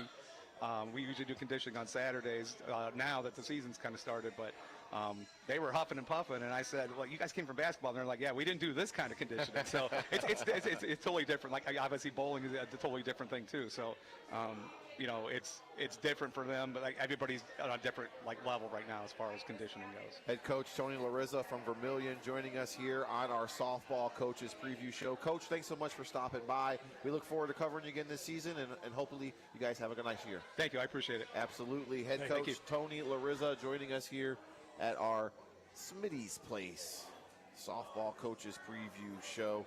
We're going to take a quick break. We've got Gina Gibson coming up from Keystone. We've also got Brandon Webster coming up next from Avon Lake. You're listening to the 2024 Softball Coaches Preview Show live from Smitty's Place on WDLW.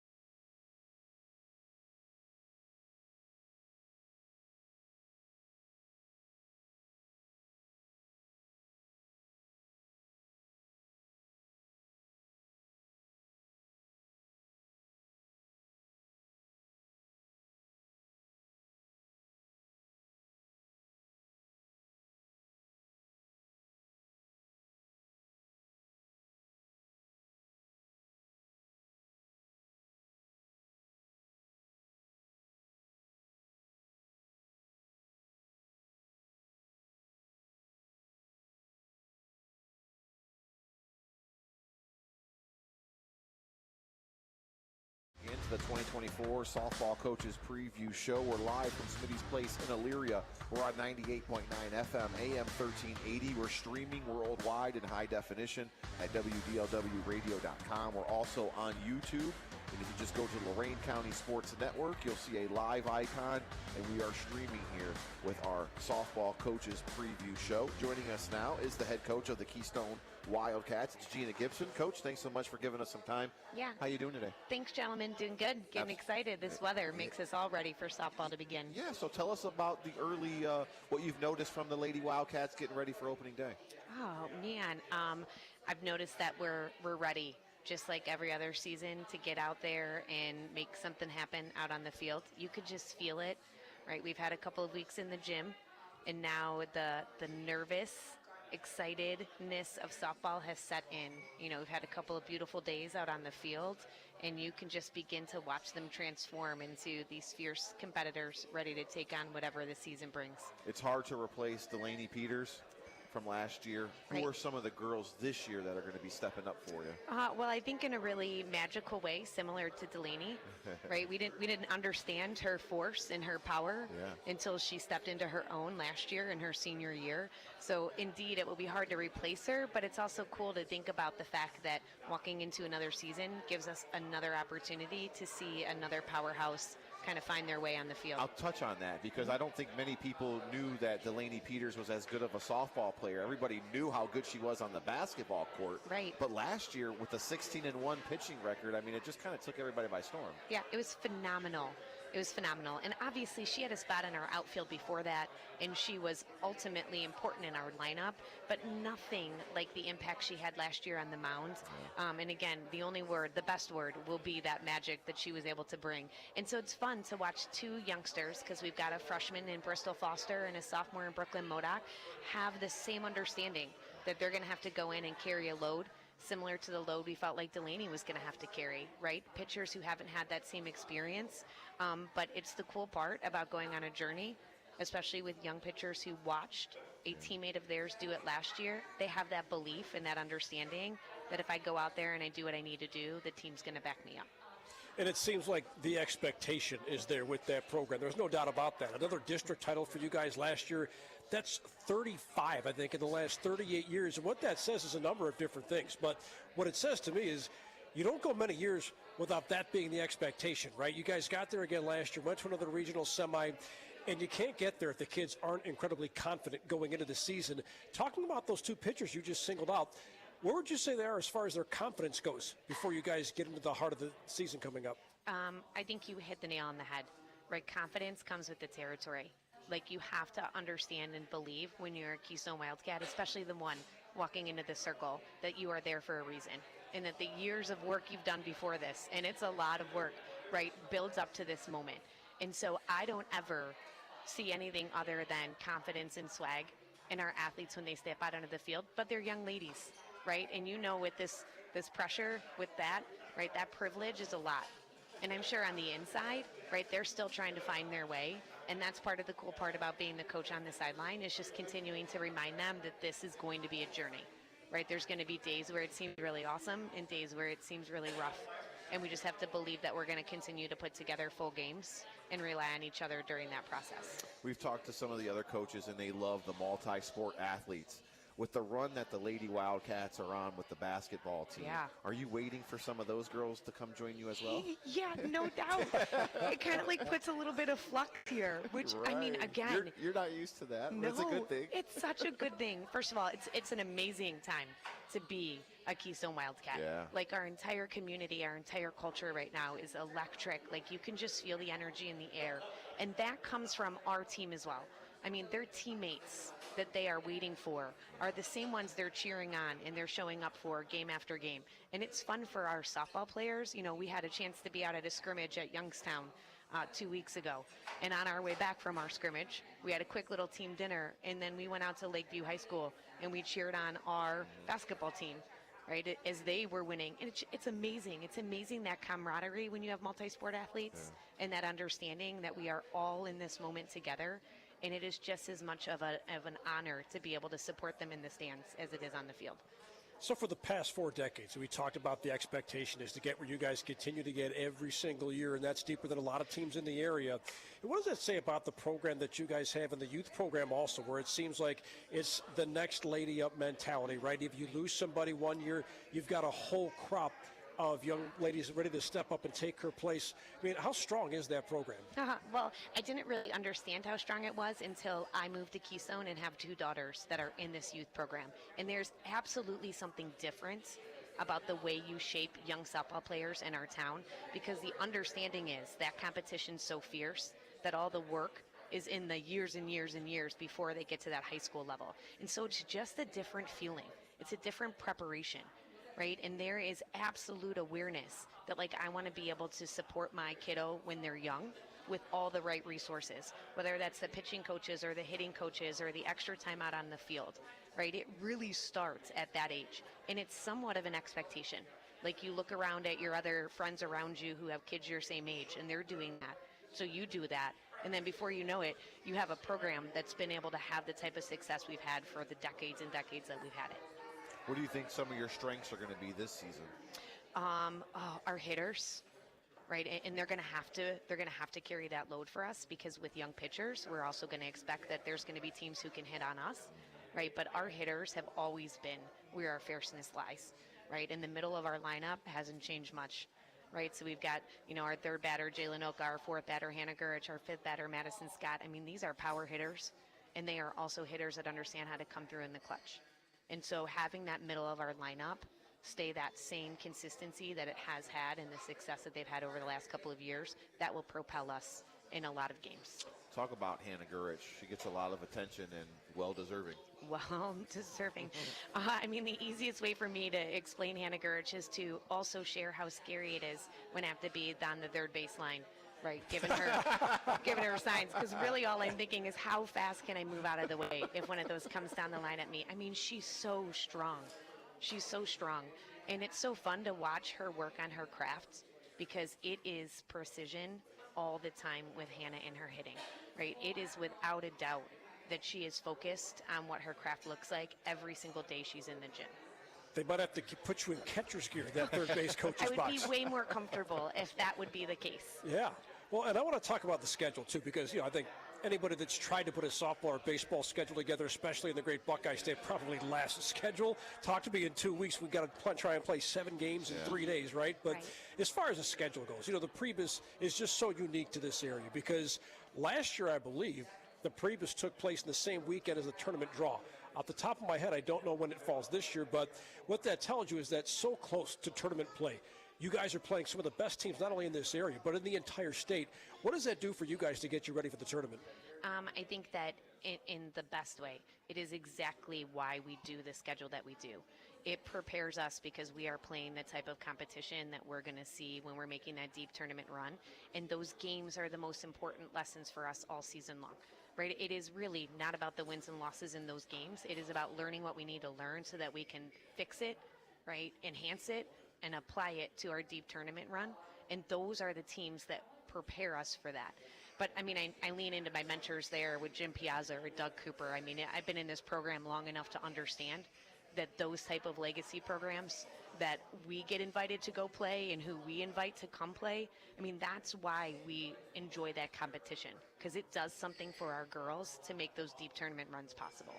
You think there's an appreciation that's totally understood by the girls right off the bat, or is that not necessarily something I think that you enjoy or appreciate until you're done playing? Oh, wow. I think it's a little bit of both. But I'd like to think, especially as these young players have lots and lots of conversations with us coaches about legacy and about their program and about what this means, I think that there is a lot of opportunity for them to appreciate it while it's happening. Because genuinely, it's one of the conversation pieces in all of our parts of coaching, right? Like this program is different. This program is special. And like, how do we keep it different and special? Like you're doing it right now. This is how we keep it different and special. Yeah, the community support, like you mentioned, and all that goes into Wildcat softball. Head coach Gina Gibson giving us some time. Coach, thanks so much for stopping in. I know you were at a recital. I appreciate you making time for us, and we look forward to seeing you guys in your long run again this year. So awesome. Thank you, gentlemen. Absolutely. I appreciate your time. Thanks, Coach. We got to get this guy out at the Priebus. He's never been, so we got to get him out there. Got to get him out there. Yeah, you do. Head Coach Gina Gibson giving us some time here on our 2024 softball coaches show. And right now we're going to get Brandon Webster on from Avon Lake, as he is the new coach for the Shore Gals. Could have picked him out of the crowd, man. He's got the he's got the Shore Gals hat on. He's got the polo too. He's ready to rock and roll, man. He's representing right now. He's got the golf polo on. We got to line him up for 9 or 18 in Brentwood tomorrow. Head coach Brandon Webster of the Avon Lake Shore Gals. So what's going on in Shore Gal country, Coach? Well, first off, welcome. Thanks for having me. Absolutely, dude. I'm really appreciative of you guys putting this on and giving us the moment. All the coaches talk about their teams. So everyone's really excited about the year. So I know we can't wait to get out there. But this is my first year taking on Avon Lake. We have a completely new regime coming in essentially. So we've been going pretty hard lately. Actually, I have a crew getting ready to hit right now with the hitting coach for the next 2 hours. Jeez, at 8:30 at night? Holy smokes. So tell us a little bit about you, Coach. Your background, where you come from, your experience. All right. So I've never coached softball before. I'm just kidding. Just kidding. You did it so confidently, Coach. He did. I bought in. Sorry. So I'm a military guy. I'm still in the military, currently serving in the Coast Guard, getting ready to retire here in a few years. Thank you. Appreciate that. We've been moving around the country quite often. We were in Avon Lake in 2018, moved to Hawaii for 2 years. Wow. And then missed this weather, so we came back. But either way, with that being said, I grew up a baseball guy, right? My nephew's actually playing right now in my hometown of Alabama, so I was watching the game as I was talking to some of the coaches there. So I still have a love for baseball. However, I have 4 daughters, and at some point they stole my heart. And when I was living in San Francisco, California for a while, I got a head coaching baseball position. And the athletic director approached me and asked me would I be interested in going to softball instead, because he knew I had young daughters, and I did. So I coached varsity softball in Oakland, California for 5 years. Wow. And then, of course, I've always coached travel ball as we came out with my young kids, even in Avon Lake in 2018, in Hawaii in 2 years, sometimes coaching 2 teams, a 10U and a 12U at the same time, and then slowly progressing. We've been in Avon Lake again for the past 3 years, and I've coached a high-level travel team. We're traveling throughout the region essentially and playing in multiple games. Which leads me to my team, essentially. I do have 3 freshmen on my team this season that I've coached quite often, and those freshmen are used to playing roughly 100 games a year. Wow. So there's a lot of coaching. How was your history experience in Oakland, California, Coach? So I'm from Alabama. It was a little different. However, being a military guy, I've been fortunate enough to get to travel throughout the country and live in different parts of the country and understand different cultures and different backgrounds, which gave me a different perspective than maybe how I grew up in my hometown of Alabama, just a small town, right? So living in Oakland was a good chance to experience traffic, number one, right? So the traffic there and taking a train to and from work. I was also chasing my bachelor's degree and getting into graduate school from there as well. So you're talking days of waking up at 4:30 in the morning, getting on the train to go into Oakland, leaving work, going to coach. And back then we drove the buses. I don't think they drive the buses around here. So we'd take the kids to and from the field. So there was a lot of nights getting home at 10 p.m. and just, it's like Groundhog Day. The next day repeat, right? So yesterday during the baseball show, we had talked to Coach Jordan Connell at Elyria. And one of the things he talked about was the difference in the way it's played and approached in different states. And I want to throw that your direction, too, because you talked about how you coach softball over in Oakland. And even though you haven't technically coached a varsity high school game yet here, you've done a lot of travel leagues. How different is the softball scene here as opposed to what it was when you were out in Oakland? So the one thing I'll say, and actually Tony and I was just talking about this, he asked me this about a year ago. He said, man, why do you play so many games? And I said, what do you mean? Why don't you play so many games? And it was unique here. Number one is because of the weather, right? Mm-hmm. So when you're down south and when you're in Hawaii and when you're in California, you are playing year-round. So it's nothing new there. And then what I come to learn here is trying to find that indoor field time. So I would say that's the major difference here is the atmosphere and environment to be able to put the kids on the field as much, right?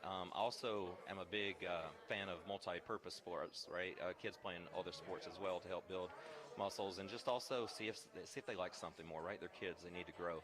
But I will say, though, with the coaching styles and the teams and the competition, and I'm sure that there's critics out there that will disagree with me, but they're all the same, right? You have egos in certain areas. They're everywhere. It's just a matter of what your approach is. At the end of the day, I've always been pretty steady with my approach, and we look game by game, opponent by opponent, and sometimes you win some, sometimes you lose some. You know, sometimes you win some big, sometimes you lose some big. But at the end of the day, there's another day, and that next day, it could be a different outcome. So never look past your opponent. Respect them all. What have you enjoyed the most in your first year coaching in Avon Lake, getting ready for, obviously, the season? Meeting the girls. I will say, I'm sure that from what I've watched part of the show, there's a few first-year coaches coming in, and my approach is a little different. I did not know any of the seniors, essentially, right? I know a lot of the younger girls, right? But the juniors and seniors, I'm a new face to them. So getting to know them, they stole my heart. They got me from the beginning, right? So that's probably what I've enjoyed the most. I'm really excited for tomorrow night. We're having a parents, coaches, players meet and greet party, essentially. We've tried to keep the season very lively. We run Cage Wars on Wednesday night, right? We crank the music up, live pitching, live reps, and just have a fun atmosphere. But I think the biggest part for me was getting them to buy in as well, right? And but really getting to know the girls has been the best. I mean, it seems like they bought it. If they're doing a 2-hour hitting session, 8:30 at night, they're going until 10:30 on a school night, no less. So I guess the question here is, about how long do you think it took in that process for them to buy in? Well, I don't want to speak for them, right? But yeah, you're right. There's about 10 girls tonight that's been on the field since 3:15 today, left at 6, took a little break, and coming back to get the offensive part of the day, right? I will say high school ball is a little different than travel ball, right? High school ball, I have a small window to get everybody there. Winter League's phenomenal. I'm grateful for the crew that puts that on. However, with that being said, I don't think for the one Winter League game I had my varsity starters, period. I think the most I had was 4, right? Wow. So, however, I wasn't upset with that. You know, I was excited to see the growth of the program, to see those girls wanting to come out there and work. And I'm also even really excited. I'll go a little deeper. Our middle school program, I'm so excited for, right? They took second in the conference last year. Very talented young group girls coming up, which means some of those are freshmen this year. Some are 8th graders this year, and also tons of talented 7th graders. I think we had 16 7th graders come try out this year. So the growth of the program, the future of the program, strong. It's going to be great, and that's what I'm really excited about most of all. And who were some of the seniors that you're going to be leaning on, or some of the upperclassmen? So we have 5 seniors on the team, and they all honestly have earned the title of captain, right? Those 5 seniors, they did buy in quick. Avery Aurelia is one of them, a solid pitcher for us, committed to West Virginia Wesleyan College on a pitching scholarship. So very excited to have her. We also have tons of depth pitching, right? We have Lindsay returning as a senior again. I have Erin Dean as a sophomore coming up. She's a starter for us. I even have a freshman that can throw and get some innings as needed as well. But my senior, I have a catcher, a stud catcher that can hit. I'm really excited. Our 5 seniors are all able to start for sure. So let's talk about the picnic for you guys. Who's going to be in the circle for you guys most of the time? Who's part of that staff? So, like I said, just Avery Aurelia is the number one. She's going to. You said she's going to Buchanan, right? She's going to West Virginia Wesleyan, playing in the Mountain East. Absolutely. Very nice. Absolutely. That could be a tough conference. And she's earned it. That kid has earned it. She puts in the work. Phenomenal parents, always looking out for. She puts in the time and the work during the off season for sure. But that's not to look past Lindsay. Lindsay's right on that tail. Lindsay's she's a smaller. Right, I don't want to say her height right here, and she'll yell at me tomorrow. But that kid can sling it too. So she's got movement. She can sling it. A lot of the conference, I think, saw her a good bit last year. I think Avery was fighting a little bit of the injury last year, which is also good news for me. Right, Avery was able to overcome that injury, and a lot of the conference didn't quite see her. You're going to see her this year. And Erin Dean. Oh man, the future's bright. The future's bright for her. I mean, you're talking I got colleges right now. I'm interested in several of our players, right? Wow. Obviously, the rules may, the D3s can talk, the NCCAAs can talk, the JUCOs can talk. So they're watching a lot of our younger players too. So we are excited about the season. I don't know many of the coaches in the conference. I do know some. But more importantly than the coaches, I know a lot of the players in the conference, so I'm excited about that. What do you think your team's style of play is going to be this year? I know you guys have been on the coaches a good bit for not giving their secrets up, but it's just been with pitching. They haven't been wanting to give us the pitching. Well, they're going to learn quickly, and a lot of the coaches are going to know. And I know a lot of the coaches have said they have fast players, and same for us, right? We have fast players. I have 7 very speedy starters on our team. Our outfield is probably the fastest outfield I think I've ever coached. Wow. Something that we've been pushing all year is our IQ, right? We have been building our IQ. Our philosophy has been simple. If we're the smartest team on the field, we can beat a more talented team, right? So, and we believe in that. We're pretty sound defensively. We want you to bunt on us. We've been working on it, right? Our bunt coverage is strong. Also, we can bunt. We will do small ball. If we can't hit you, we're going to bunt. We're going to put the ball in play. So be ready to defend it, and I'm excited about it. This team should be fun to watch. It's going to be some excitement. We're going to have some energy, and that's going to be the most exciting thing, is seeing the type of energy we bring. I mean, it has to be brought up because we've talked to a lot of other coaches in the conference about it, but the SWC, every single year, just seems like it's so tough to get to the top of that mountain. You know, we were talking a little bit earlier about North Ridgeville with Coach McMillan, 3 straight district titles. They took down Avon in order to win the district title. It seems like it's the expectation for Amherst every year. We talked to Coach Reichert to lead the show out there. There are so many top dogs at the top of that conference. Where do you think you guys stack up, and how much do you guys embrace that challenge? So, a lot of phenomenal coaches. First off, Lacey has been phenomenal, welcoming me to the conference. Anything I've needed, I even had the opportunity to watch her team play this past winter. I know half that team. Phenomenal coach, right? Phenomenal coaches in our conference. With that being said, I know where we were last year. Our motto has been, we don't look backwards, we look forward. So with that being said, I want people to sleep on us. And I'm sure by saying that, maybe they won't sleep on us, but I want people to sleep on us. I'm not going to forecast that we're going to win the conference, we're going to get to the playoffs, we're not going to do any of that. What we're looking forward to is game 1, right? We have a scrimmage this weekend coming up, doubleheader. We have a scrimmage against Rocky River the following Tuesday, and then our first game will be against Sandusky, and game 1. We're going to play one game at a time, and where we end up will be, I got a feeling we'll be happy with, so.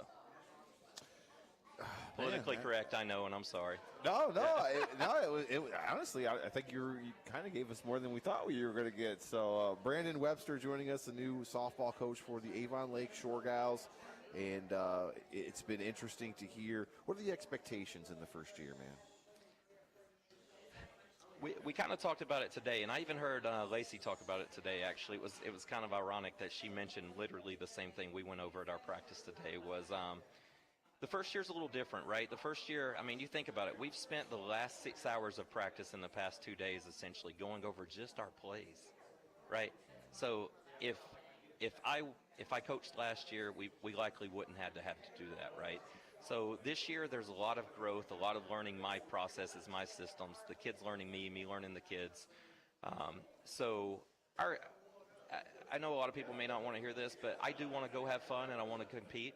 And I think we've set the tone that we're going to have fun. I'm a strong believer that you have to play relaxed to play well. So I'm just really excited. I mean, the fact that our juniors and seniors and sophomores and freshmen all gel, I mean, they just literally organized a sleepover event to just even gel more, right? So the kids love each other, and that's part of it, right? If you can avoid the drama and have a great first season, that'll be success for me. I know you said you're a girl dad. I myself am also a girl dad. Are your kids up in the high school level yet, or how far away? So one's out of school, Gotcha. and the other is in Alabama. She's a junior. She did play high school ball. Phenomenal player. Started on freshman. Ended up just hanging the cleats up and playing volleyball.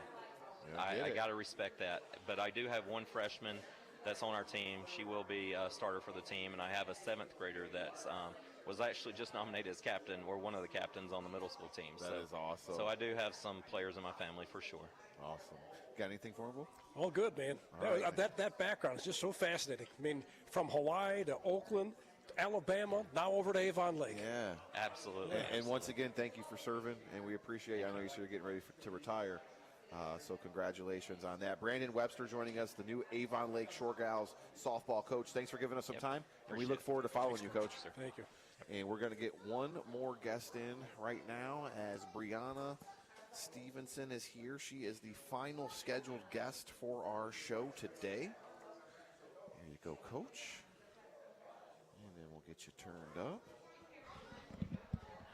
Coach Brianna Stevenson joining us from Oberlin as you had a scrimmage today, Coach. How did that go? It went really well. We saw a lot of good things from our team that we were looking for, and we saw some things that we need to improve on. We don't have very much depth, but overall, I thought the girls did a fantastic job. So let's talk about the numbers. We had Coach Nick Ruiz in yesterday. He was so excited. I love his excitement. How are the numbers for you guys? Are you getting more girls to come out? We're actually down this year. We probably had 2 or 3 more girls last year than we do this year, but we had a really strong freshman class come in that I'm really, really excited to get them in on the field a lot more in game situations, just to see how they develop and improve. But in practice, like, they've been giving their all 100%, and I'm really, really excited for the season. Anything in particular that you really liked? You talked about how there were some things you liked, some things you got to work on based on what you saw at that scrimmage against Clearview today. What were some of the things that you liked about what you saw from your team? They really had each other's backs a lot. They supported each other. They really were cheering each other on. We had some really, really strong pitching in the circle. We have 2 sisters that are just incredible. They are like workhorses and just going at it, the Streeters. And they both are pitchers, and they're both catchers, and they're both like really utility. They're both left-handed. Like, it's kind of incredible, but they are fantastic in the circle. They're fantastic behind the plate, and really just anywhere you put them on the field, they're just going to get it done. And so those are just really, really great things. Our defense was pretty solid. We have a lot of freshmen that were playing again, so they had a lot of nerves that they were able to shake off and like get some good hits, put some the bat on the ball a lot more than they were even expecting, and kind of shocked themselves. But they worked really hard in practice, so I wasn't very shocked that they were like, getting good, solid contact on the bat. So. Do you have any upperclassmen that you're going to be leaning on this year to lead the way? Man, I tell you, my 3 seniors, I've only got 3, and one of them is a Streeter, and then I've got Mackenzie Rivera, who's phenomenal, middle infielder, and then I've got Desiree Randleman, who's phenomenal on both the corners, even plays a little bit of shortstop for me, but they are the glue to the team. I was just telling my buddy over here that they're just phenomenal. All 3 of them are great leaders, and they really just get the job done. They are really they're hard on the girls, like I am, like, hey, like, let's be disciplined, let's get this done, let's work on this, and really they run the practice. And, I just kind of touch and hit on whatever we need to, like, really improve on. But between myself and the captains and my assistant, like, just great leaders all the way around. Safe to say that versatility is going to be one of your strengths, because it seems like every kid you brought up so far, they're playing multiple positions. Is it safe to say that versatility is something that's going to be a strength of yours? Absolutely. We've got 3, we've got, out of our 13 girls, we have 2 that are brand new. One that hasn't played very much, and then the other one who's brand new to the sport. She's a freshman.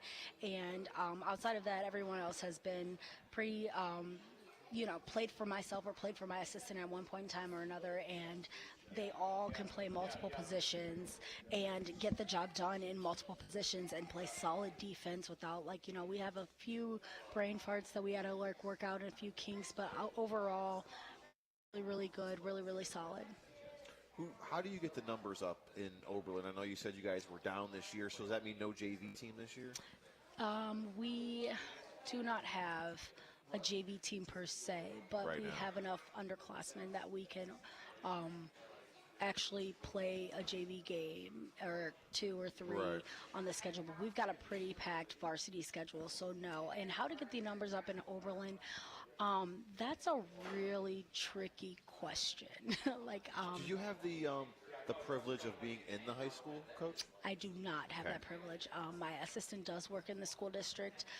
She's at the middle school, I believe. And so, no, I don't have that privilege. However, I'm very familiar with a lot of the families and things. And a lot of the girls, because Oberlin is so small, a lot of the girls there play multiple sports. And some of them just chose, AAU over, their first love is basketball. Right. And so they chose to stick with that as a strength, or their first love is volleyball. So they're doing, JO volleyball and things like that. And just like the juggling the two schedules at the same time is just very difficult for them, very difficult for their parents. And so, they chose their other sports, which rightfully so, because I'm definitely choosing softball over any other sport. So. You talked about the Streeters will factor into your pitching equation, both left-handers. Who else do you anticipate putting in the circle this year? We also have another junior, Zaire Williams, who's also been working very hard. She's been pitching for us. She pitched for us last year as well. So she's been working at practice very, very hard to, just improve where she needs to improve, and just really sticking with it. So. Who do you think is the best hitter on the team, Coach? The best hitter on the team. I'm going to have to say our senior, Desiree Randleman. However, just really closely behind her, I'm not even going to, sugarcoat. Our freshmen are solid. We've Our heard that a freshmen are lot. solid, and, From a lot of teams. And they're making incredible contact, but our juniors, everyone has improved. We had a girl who's been playing softball literally since she was about 6 years old. She's a junior this year, Jaden. And Jaden hit a home run today. She had probably a double on 2 years, but she made solid contact right to the left center and ran the bases well and just paid attention to the coaches and just got all the way around. And her name's Jaden Whitehouse, and she does phenomenal. She's one of our catchers as well, utility player as well. So awesome. What are some things you'd like to see your kids work on as you guys get closer to the start of the season? Base running and their confidence. They're a newer group, younger group still, but they have to learn to trust themselves, trust that their throw is going to get there, trust that they're going to make the right decision, trust that, that is a strike and that you're going to swing at that strike, and just really continue to just lean on each other, and then just be able to shake it off quicker. We have a couple girls on our team that just really can't get in their own heads and then just really get into them. I can't believe I did that. I'm like, hey, this is a team sport. We got to shake that off because the next pitch is coming. Right. So those are a couple of things we need to work on. But Coach Brianna Stevenson joining us from Oberlin. Coach, thank you so much for coming after your scrimmage. It means a lot. Coach Majoris dipped out early and had his assistant run practice. We just appreciate you guys taking some time out to talk to us and our listeners. And good luck this season. We hope to see you guys do well. Thank you so much. Thanks for having me. Thanks, Coach. Thank you. Head coach of the Oberlin Phoenix, and that is Brianna Stevenson, here joining us from Smitty's Place live in Elyria as we get ready to wrap things up here. And all of the coaches showed up. Want to say thanks to Lacey Reichart, Terrell Dixon, Mark Majoris, Gina Gibson, Ken Matuzik, Brianna Stevenson, of course, J.D. Charlton, Tom Anderson, Amy McMillan, Chad Parsons, Brandon Webster, Tony Larissa. We had fun today, man, talking softball. These coaches got some personality, and it's good to spotlight the ladies as we covered girls basketball all season long. We want to make sure we can dedicate some time to girls softball as well. Yeah, look, the softball scene around here is fantastic. It really is. You talk about some of these programs every single year. The expectation is for them to get to the district title game, right? That's not something that you say about every sport. I mean, softball is just a totally different animal around here. I think when you talk about all the success that Ken Fennick and company had at Elyria for all those years, that really kind of became contagious. All the success that Coach Piazza had when he was at Keystone. Of course, now he's the AD at Elyria Catholic. But, you have a lot of people who are legends in softball in this area. It's been that way for 4 or 5 decades. Yeah. And I really kind of feel like that just put the bar up for a lot of other programs to try and put themselves in that same position. And that's why you see the softball scene in Lorain County where it is today.